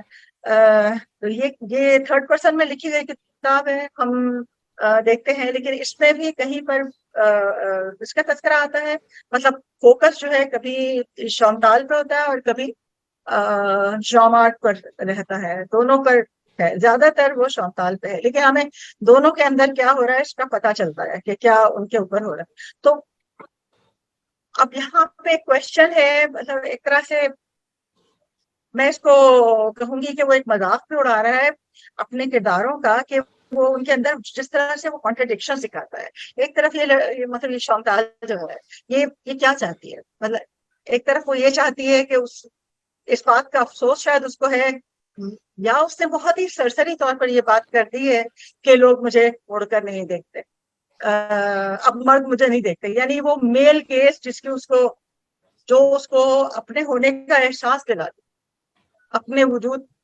اس کو افرم کرتی تھی، وہ میل گیز اب اس کے پاس نہیں ہے. یعنی اس کی عمر اس حد کو پہنچ گئی ہے کہ وہ اسے لوگ نہ دیکھیں. تو اس کو اس چیز کا اس بات کا بہت افسوس ہے. دوسری طرف ہم دیکھتے ہیں کہ تو وہ اپنی آئیڈینٹی کس چیز سے بنا رہی ہے. اصل اس کا نام آئیڈینٹی ہے نا. تو ہمیں یہ دیکھنا کہ پہچان، مسئلہ جو ہے وہ پہچان کا ہے. وہ کیا پہچان چاہتی ہے. تو ایک تو اسے ویلیڈیشن چاہیے، دوسروں کی نظر سے اپنی خوبصورتی کا ویلیڈیشن چاہیے. دوسری طرف وہ جو کہتی ہے وہ یہ مطلب وہ اپنی پرائیویسی بہت عزیز رکھتی ہے. یعنی جب اسے وہ لیٹر ملنے لگتے ہیں تو وہ پریشان ہو جاتی ہے، وہ سمجھتی ہے کہ اس کے اوپر اسپائنگ ہو رہی ہے. حالانکہ اس کے شوہر نے تو اس کو خوش کرنے کے لیے وہ لیٹر لکھنا شروع کیے تھے. اور جب وہ اسے بتاتے نہیں کہ اسے یہ خطوط موصول ہو رہے ہیں، کیونکہ وہ تو سوچ رہا تھا کہ اسے فوراً بتائے گی کہ کوئی اس کا سیکرٹ ایڈمائرر ہے. اور تو وہ دونوں دراصل ایک طرح کے کانفلکٹ میں آ جاتے ہیں. دونوں کا رشتہ جو ہے وہ بکھرنے لگتا ہے، ٹوٹنے لگتا ہے، ایک طرح سے ہم کہیں گے کہ یہاں پر. تو یہ ایک مطلب، اور یہ سارے اس رشتے کے ٹوٹنے کی، جس میں وہ یہ چاہتی ہے کہ اس کی پرائیویسی میں کوئی انٹروڈ نہ کرے، کوئی انٹروڈرز نہ ہو. تو اس کی جو پرانی سسٹر ان لو ہے، ایکس سسٹر ان لو نند جو ہے اس کی، وہ آ جاتی ہے. اس نے اپنے بچوں کو لے کر، اس کے بچے اس کی وارڈروب کھول دیتے ہیں، اس کے چیزوں کو گرا دیتے ہیں. تو وہ چیزیں جو یعنی اور وہ ایک طرح سے ریویل بھی کر دیتے ہیں کہ اس کے پاس وہ لیٹرز موجود ہیں جو کسی اور کے، یعنی دونوں اس بات سے واقف ہو جاتے ہیں شانتال. اور جب وہ لیٹرز باہر آ جاتے ہیں کہ ہر ایک کو، دونوں میں کو ہر چل گئی ہے ایک دوسرے کے پاس. یہ جو ان کا سیکرٹ تھا، جسے وہ سیکرٹ سمجھ رہے تھے، جو دراصل سیکرٹ نہیں تھا، کیونکہ وہ ہینڈ رائٹنگ والے کے پاس بھی جا کر پوچھ آئی تھی کہ یہ کس کے لکھے ہوئے ہیں یہ خطوط. جب اسے شک ہوتا ہے کہ یہ خطوط اس کا شوہر ہی لکھ رہا ہے، پہلے تو اس کو شک ہوتا ہے کہ وہ ویٹر لکھ رہا ہے، پھر اسے شک ہوتا ہے کہ وہ بیگر لکھ رہا ہے، پھر اس کو بالآخر یہ شک ہوتا ہے کہ اس کا شوہر ہی دراصل لکھ رہا ہے. تو وہ خود ہی اپنے شک کا ازالہ کرا رہی تھی. اسے یہ بھی پتا ہوتا ہے کہ وہ ان خطوں کو دیکھ رہا ہے. وہ خط جو ہے وہاں پر وہ جہاں رکھتی تھی، جہاں اس نے وارڈروب میں، وہاں اسے لگتا تھا کہ سب چیزیں وہ تو وہ ایسی چھوڑ گئی تھی، مطلب سیٹ نہیں کیا تھا اس نے. جب وہ آتی ہے تو وہ سیٹ اس کو ملتی ہیں تو اسے پتہ چل جاتا ہے کہ کسی نے اس کے وارڈروب میں وارڈروب کو چھوا ہے، کسی نے اسے کھولا ہے. تو یہ جو چیز ہے نا، یہ intrusion intrusion of the other, intrusion of the outsider, وہ اس کو بالکل پسند نہیں کرتی. اس کی طلاق کیوں ہوتی ہے, طلاق کیوں لیتی ہے اپنے, جب اس کا بچہ مر جاتا ہے تو وہ ایک طرح سے موت کو بھی اس نے کس طرح سے دیکھا ہے, موت کا بھی مذاق اڑایا ہے کنڈیرا نے. وہ موت کو وہ اپنے بچے کی قبر پہ جا کے اس کا شکریہ ادا کرتی ہے کہ وہ مر گیا, کیونکہ اس کے مرنے سے اس کو ایک آزادی مل گئی ہے. تو وہ اس آزادی کو بھی ایک سیلیبریٹ کر رہی ہے کہ ایک میرا خیال ہے کنڈیرا کی یہ خاص خصوصیت ہے. جیسے میں کوئی اچھا یا برا نہیں کہتی, لیکن وہ بچوں کو بالکل پسند نہیں کرتا, اور فادر ہوڈ اس کو نہیں کرتا, اسی لیے اس نے وہ ڈیڈیز کا تذکرہ کیا ہے یہاں پر. اچھا, یہ بات جو انہوں نے کہی, ڈاکٹر صاحب نے جو بات کہی, اس میں یہ بات ہے کہ مطلب انہوں نے یہ کہا کہ وہ باپ اور ڈیڈی کا فرق دیکھتی ہے. اچھا, یہ بات میں نے نہیں محسوس کی تھی اس میں, شاید یہ صحیح کہہ رہا ہوں, لیکن مجھے یوں لگتا سارے باپوں کا باپ بنے بھی باپ کی طرح بیویوں ان کی بات کر رہا ہے کہ یہ لوگ فادرز کی طرح بنے ہوئے ہیں. تو ایک طرح سے اچھا, اس کو وہ دوسرا بچہ پیدا کرنے سے انکار کر دیتی ہے. کیوں؟ کیونکہ وہ اپنے پاسٹ سے جڑے رہنا چاہتی ہے, اور پاسٹ کیا ہے, پاسٹ اس کا بچہ ہے جو مر گیا ہے, تو وہ اس کو بھلانا نہیں چاہتی. لوگ کہتے ہیں تم ایک اور بچہ کر لو, پھر تم مطلب اسے بھول جاؤ گی, تمہاری تکلیف کم ہو جائے گی. لیکن یہ تکلیف جو ہے اس کو بہت عزیز ہے, بہت اسے پسند ہے, وہ اسی تکلیف میں رہنا چاہتی ہے, وہ نہیں چاہتی کہ وہ ماضی کو بھول جائے. تو وہ ایک طرح سے جو حال کی ہمارے اوپر ایک ڈومینیشن ہوتی ہے نا, وہ حال کی ڈومینیشن کو, حال کا جو غلبہ ہوتا ہے اس کو وہ پسند نہیں, وہ اس کو نہ وہ پسند کرتی ہے, کنڈیرا پسند کرتا ہے. کنڈیرا ہمیشہ ماضی, وقت ایک بہت بڑا مسئلہ ہے اس کی ساری کتابوں میں, اور آئیڈینٹی ظاہر ہے وقت سے بنتی ہے. تو پھر وہ جب اس کی جو سسٹر ان لا اس کی آ کر اس کے گھر پہ حملہ کر دیتی ہے ایک طرح سے, تو وہ اس گھر میں جس کی مالک وہ خود ہے, تو اس کو بہت ہی اس بات کا پر غصہ آتا ہے, بہت زیادہ غصہ آتا ہے, حتیٰ کہ وہ جو سیب جو بچہ اٹھا لیتا ہے وہ اس پر بھی ناراض ہوتی ہے, یا تمہیں کسی نے دیا ہے یہ سیب جو تم اٹھا رہے, تم نے کیسے اٹھایا, رکھو اس کو اور جاؤ نکلو یہاں سے. تو اس کو ان کو سب کو نکال دیتی ہے وہ اپنے گھر سے, بہت ہی روڈلی نکال دیتی ہے, اور وہ بہت حیران ہوتی ہے کہ یہ ہم سے اس طرح کیوں بہیو کر رہی ہے. تو یہاں پر ہم دیکھتے ہیں کہ اس کی آئیڈینٹی کا کانفلکٹ کیا ہے. وہ یہ بات اس بات پر بہت افسوس کرتی ہے کہ اس نے اتنا زیادہ وقت ان لوگوں کے ساتھ گزارا. اس کو اپنی غلطی کا احساس ہوتا ہے کہ اصل میں اس نے اپنی آئیڈینٹی کو مسخ کر دیا تھا جب وہ ان کے ساتھ رہ رہی. تو اس کی شناخت جو تھی کھو گئی تھی, وہ اس شناخت کو وہ دوبارہ اس نے حاصل کیا ہے بڑی مشکل سے. تو ایک طرف وہ اس شناخت کو بھی رکھنا چاہتی ہے جس میں وہ چاہتی ہے کہ کسی کا انٹروژن نہ ہو, اور دوسری طرف اس کو اپنے بوڑھے ہونے کا خوف بھی ہو رہا ہے کہ اب مرد اس کی طرف توجہ کیوں نہیں دے رہے. تو ایک طرح سے وہ خود بہت زیادہ کانٹرڈکشن کا شکار ہے اپنی شناخت کے بارے میں بھی, یہ بھی ہے. تو ایک یہ بات, عورتوں کو ویسے بھی کنڈیرا تھوڑا سا اینٹی ویمن بھی ہے, مطلب اس کے باوجود کہ ہم اسے بہت پسند کرتے ہیں, لیکن ہم اس بات سے انکار نہیں کر سکتے, وہ ہر جگہ عورتوں کے کرداروں کو تھوڑا مطلب ان کی بے عزتی کرتا ہے. تو یہاں پر بھی وہ عورت کو دکھا رہا ہے کہ جیسے اس کو کچھ سمجھ نہیں کہ مطلب وہ میل گیز کے پیچھے کیوں پڑی ہوئی ہے, کیوں وہ چاہتی ہے کہ میلز کی گیز اس کے اوپر ہو. تو یہ ایک اس کا ہے. تو جس وجہ سے میں اس کو یہ مجھے یاد نہیں رہا یہ چیزیں, تو یہاں تک تو بہت اچھا ہے جب تک وہ یہاں پہ رہتی ہے. اچھا, اسی موقع پر یہ ظاہر ہو جاتا ہے کہ اس کے شوہر اور اس کے درمیان یہ خطوط کا تبادلہ ہوا, اور وہ اس پہ ناراض ہے, جبکہ مطلب وہ تو اسے خوش کرنے کی کوشش کر رہا ہے, لیکن وہ بھی ناراض ہے کیونکہ اس نے اسے ان خطوں کے بارے میں بتایا نہیں. اب ان کے درمیان ایک کانفلکٹ ہے, اور وہ آخری خط اس کو لکھ کر وہ لندن جا رہا ہوتا ہے. وہ کہتا ہے میں لندن جاؤں گا, تو اسی لیے وہ باہر نکلتی ہے, وہ باہر نکلتی ہے اور وہ کہتی ہے میں لندن جا رہی ہوں. اور اس کے بعد دونوں اس کانفلکٹ میں رہتے ہیں کہ لندن جائیں یا نہ جائیں, کیونکہ پہلے وہ جانے لگتی ہے, پھر سوچتی ہے کہ نہیں جائے, اس کے ساتھ اس کے پیچھے جانا چاہیے یا نہیں جانا چاہیے. دونوں یہ بہت بڑی ڈبیٹ کرتے ہیں. ڈبیٹ کرنے کے بعد بالآخر وہ دونوں ہی شاید لندن پہنچ جاتے ہیں. لیکن مطلب पहुंचते हैं या नहीं पहुंचते, क्योंकि उसके बाद जो कुछ भी है वो एक ड्रीम सीक्वेंस।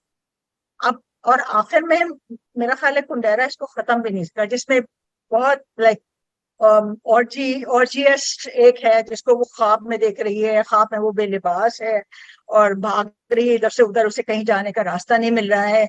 और तो ये सारी चीजें हैं जिसमें उसके खौफ हैं और उसकी तबाही है, एक तरह से उसकी उसकी आइडेंटिटी को क्रश किया जा रहा है, उसके ऊपर इन्वेड किया जा रहा है, उसकी प्राइवेसी को। इससे ज्यादा प्राइवेसी का इन्वेजन क्या हो सकता है कि उसका लिबास, उसके पास लिबास नहीं है। तो उस ऑर्जी में, वो उस ऑर्जी में रहना नहीं चाहती जहां वो हो रही है, और वो वहां से भागती है तो उसे कहीं बाहर जाने का रास्ता नहीं मिलता, उसके पास लिबास भी नहीं है। ये उसके अभी ड्रीम सीक्वेंस है, ये बिल्कुल एक सुरियलिस्टिक दुनिया में चले जाते हैं। ये बात तो खैर सही है कि वो एक सुरियलिस्टिक इमेजेस हैं, और जिसके बाद वो अचानक ही उस पूरे नॉवेल को खत्म कर देता है कि जब वो उसके बाद तो ये पता ही नहीं चलता कि कहाँ से ये ड्रीम शुरू हुआ और कहाँ पे खत्म हो रहा है। तो थोड़ी इसको यही वजह थी कि मुझे ये किताब जो है वो याद नहीं रह सकी। हालांकि जिस वक्त तक ये चलता रहता है सिलसिला, उनके आपस के ताल्लुकात की ये जो लव स्टोरी चलती है और उसमें जो बारीकियां होती हैं, मतलब उनके बारे में बात होती है, तो ये बहुत अच्छी कहानी चल रही होती है। उसके बाद वो बिल्कुल ही बदल जाती है वो कहानी, और हम इसको बिल्कुल नहीं, मैं तो कम से कम इसको नहीं समझ पाती कि ये कहाँ से कहाँ चली गई कहानी और कैसे ये वापस आ गई, और कहाँ से हुई थी, ख्वाब कहाँ से शुरू हुआ था। आधी किताब तो वो ख्वाब में गुजर जाती है। तो इस तरह से मुझे लगा कि ये उसकी बहुत ही कमजोर किताब है। इग्नोरेंस पे आप कहें, इग्नोरेंस जो है, हर किताब उसकी मतलब ऐसी है कि जिसके तासुर में और जिसके उसमें आप मतलब हमेशा के लिए खो सकते हैं। मतलब ये इग्नोरेंस की इस तरह की किताब है जिसमें उसने डिस्कस किया है कि किस तरह वापस आना किसी एमिग्रे के लिए, किसी के लिए कितना मुश्किल है। इमॉर्टैलिटी भी ऐसी किताब है जो कि तो हर सीन, मेरा ख्याल है वो मैंने शायद 40 साल पहले पढ़ी थी वो किताब, लेकिन आज भी मुझे उसके सीन और उस तरह से याद है, उसका अंजाम याद है, उसके तो ये सारी चीजें भुलाई नहीं जा सकती। इतनी अच्छी वो बात है। अनबेरेबल लाइकनेस ऑफ बीइंग भी ऐसी है। तो मतलब थैंक यू डॉक्टर, मैं आपकी बेशतर जो बातें हैं इसमें आपने जो की है मैं उनसे मुत्तफिक हूँ। और कोई बात अगर है, ये बात तो हम जानते हैं कि अच्छा वो बहुत ज्यादा दोस्तोयेव्स्की के खिलाफ है। ये आप दोस्तोयेव्स्की के खिलाफ वो क्यों है, मतलब हम शायद दोस्तोयेव्स्की को कितना पसंद करते हैं। अब वो दोस्तोयेव्स्की का जमाना तो गुजर गया है, लेकिन जैसे वो सर्वांतेस को तो अभी भी पसंद करता है। सर्वांतेस जैसे डॉन कीहोते लिखी, वो तो उसको अब आज भी पसंद है।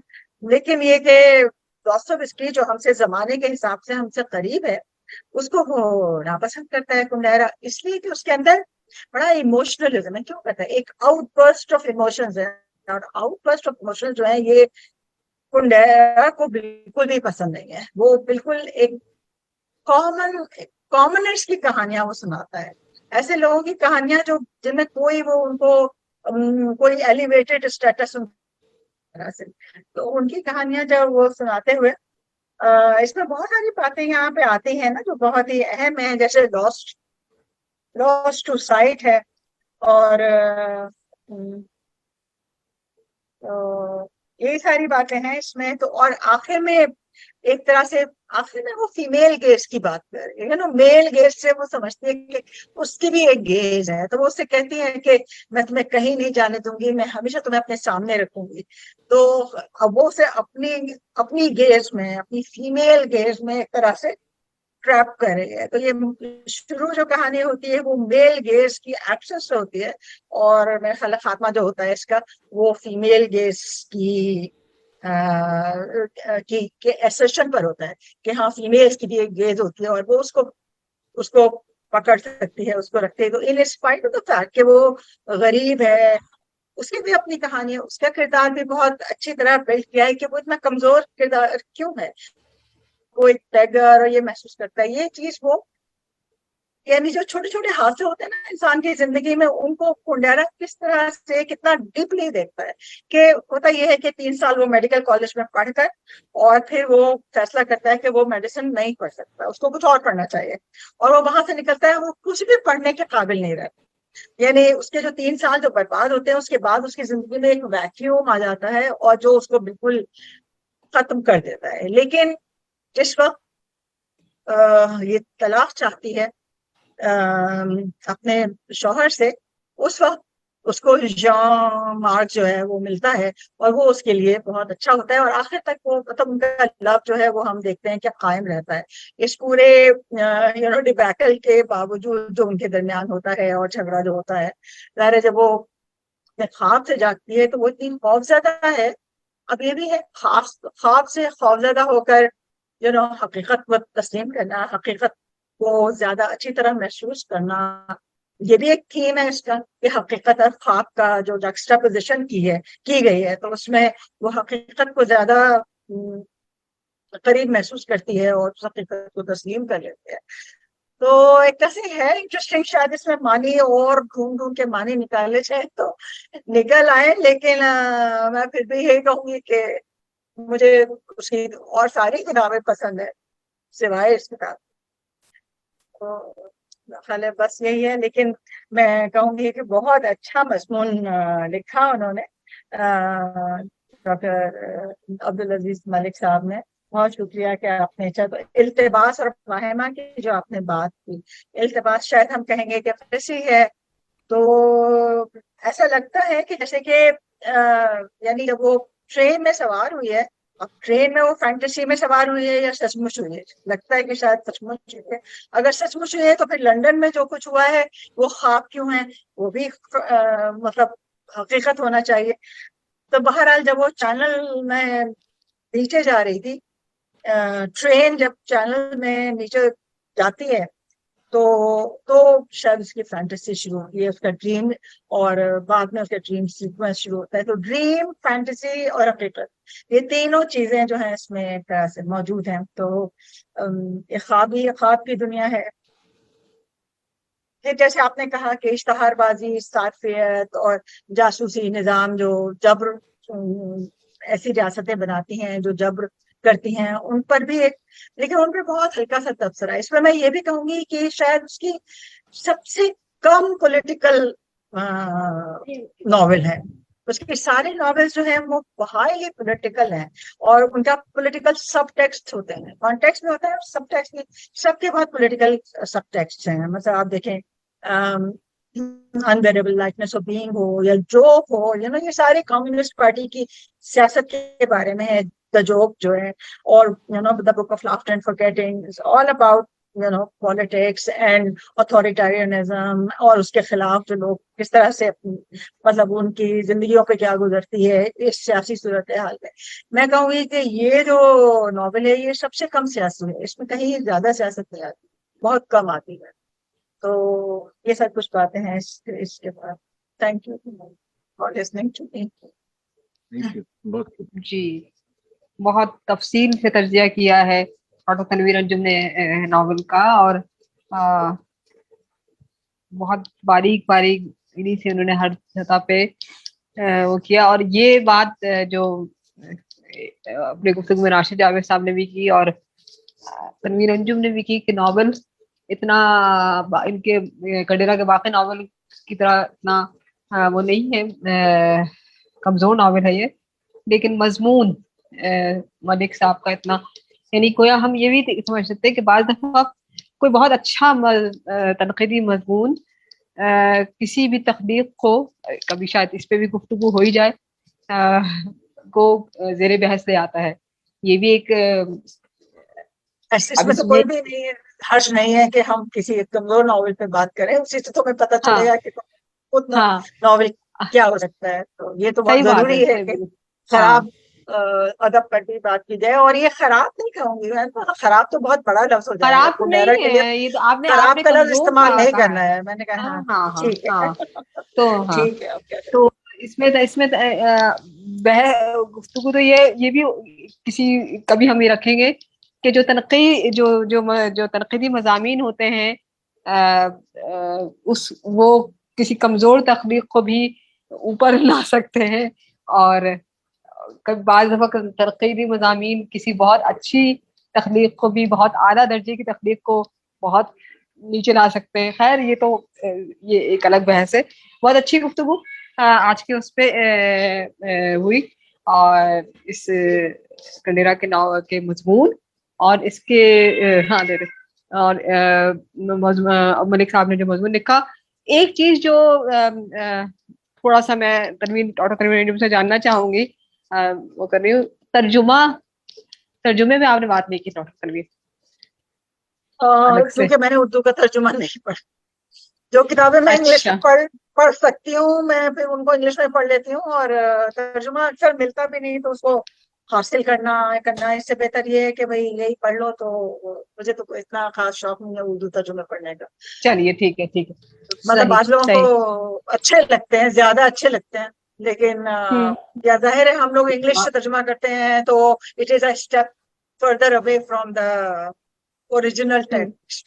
انجلا جی یہ بات تو آپ کو انجلا جی یہ بات تو آپ کو ملک عزیز صاحب سے پوچھنی چاہیے تھی، کیونکہ انہوں نے کہا کہ انہوں نے جو میمن صاحب نے ترجمہ کیا تھا اسی کو پڑھ کے ہی یہ مضمون لکھا ہے، اسی سے اقتباس. چلے ہاں خیر ٹھیک ہے صحیح ہے. تو بہرحال اب اس طرح کے ہم سلسلے رکھتے رہیں گے آگے بھی. کوئی نہ کوئی چراغ میش پہ اس طرح کے پروگرام تحقیقی سطح پہ ہوتے رہیں گے. آج کا یہ پروگرام میں بس مسعود قمر صاحب سے درخواست کرتی ہوں کہ اس رسمی نشست کا انتظام اعلان کریں، پھر ہم آپ سے جائیں گے. بہت جی میں تمام احباب کا جو اس میں اس نشست میں جنہوں نے شرکت کی، کچھ ہمارے جو پرانے احباب ہیں، پرانے سے مراد جو پہلے بھی ہماری نشستوں میں آتے رہے ہیں، لیکن جو ہے وہ سائمہ نفیس صاحبہ آج پہلی دفعہ آئی ہیں ہمارے اس چراغ ہمیش کے، اور پھر شمع پروین صاحبہ جو ہیں وہ بھی آئی ہیں. تو ان تمام کا بہت بہت شکریہ. آج کی جو نشست ہے نا یہ بہت ہی ایک میں سمجھتا ہوں کہ بہت ہی ایک اہم نشست ہے. میں سمجھتا آج کے بعد میں یہ جب ناول پڑھوں گا تو میں لگتا ہے مجھے 3 دفعہ پڑھنا پڑے گا. ایک جو میں پڑھ رہا ہوتا ہوں، اور ایک جو ملک صاحب نے اس کی مضمون میں اس کو جس طریقے سے روشناس کرایا، اور پھر ایک جو رہنا تنویر انجم صاحبہ نے اس کی ناول کی جو آئیڈینٹی کے حوالے سے وہ جو انہوں نے بتایا ہے کہ بھی وہ آئیڈینٹی ہے تو وہ کیا عورت اپنی آئیڈینٹی بنا رہی ہے کہ مرد جب اس کے پیچھے مڑ کر نہیں دیکھتا. تو یہ اس کی تو یہ بہت ہی زبردست نشست رہی. آج ایک بات نہیں سب میں صرف یہ اپنی معلومات کی، لیکن جب وہ اپنی بیٹی کی قبر پہ آ کے اس کا شکریہ ادا کرتی ہے تو کیا وہ اس کا شکریہ اس لیے ادا کرتی ہے کہ اب وہ فری ہو گئی ہے، اب اس کو جو بیٹے کی کاموں میں الجھی تھی اس کے، یا وہ زندگی سے روشناس ہوئی ہے، اس کی موت نے اس کو زندگی سے روشناس کرا دیا ہے، اس وجہ سے وہ اس کا شکریہ ادا کر رہی ہے. جو میرے ذہن میں تھا کہ وہ اس کا شکریہ اس لیے ادا کر رہی ہے کہ اس کی موت نے اس کو زندگی سے روشناس کرایا. لیکن بہرحال آپ کا نے ایک نئی طریقے سے بتایا تھا. تو میں تمام احباب کا بہت بہت شکر گزار ہوں، خصوصی طور پر ملک صاحب کا اور تنویر انجم صاحبہ کا کہ انہوں نے آئے اور اتنی خوبصورت گفتگو کی. اس کے ساتھ ہی آج کے نشست کا رسمی جو اجلاس ہے اس کے اختتام کا اعلان کیا گیا. بہت بہت شکریہ. Thank you. شکریہ. ریکارڈنگ نادیہ روک دیجیے.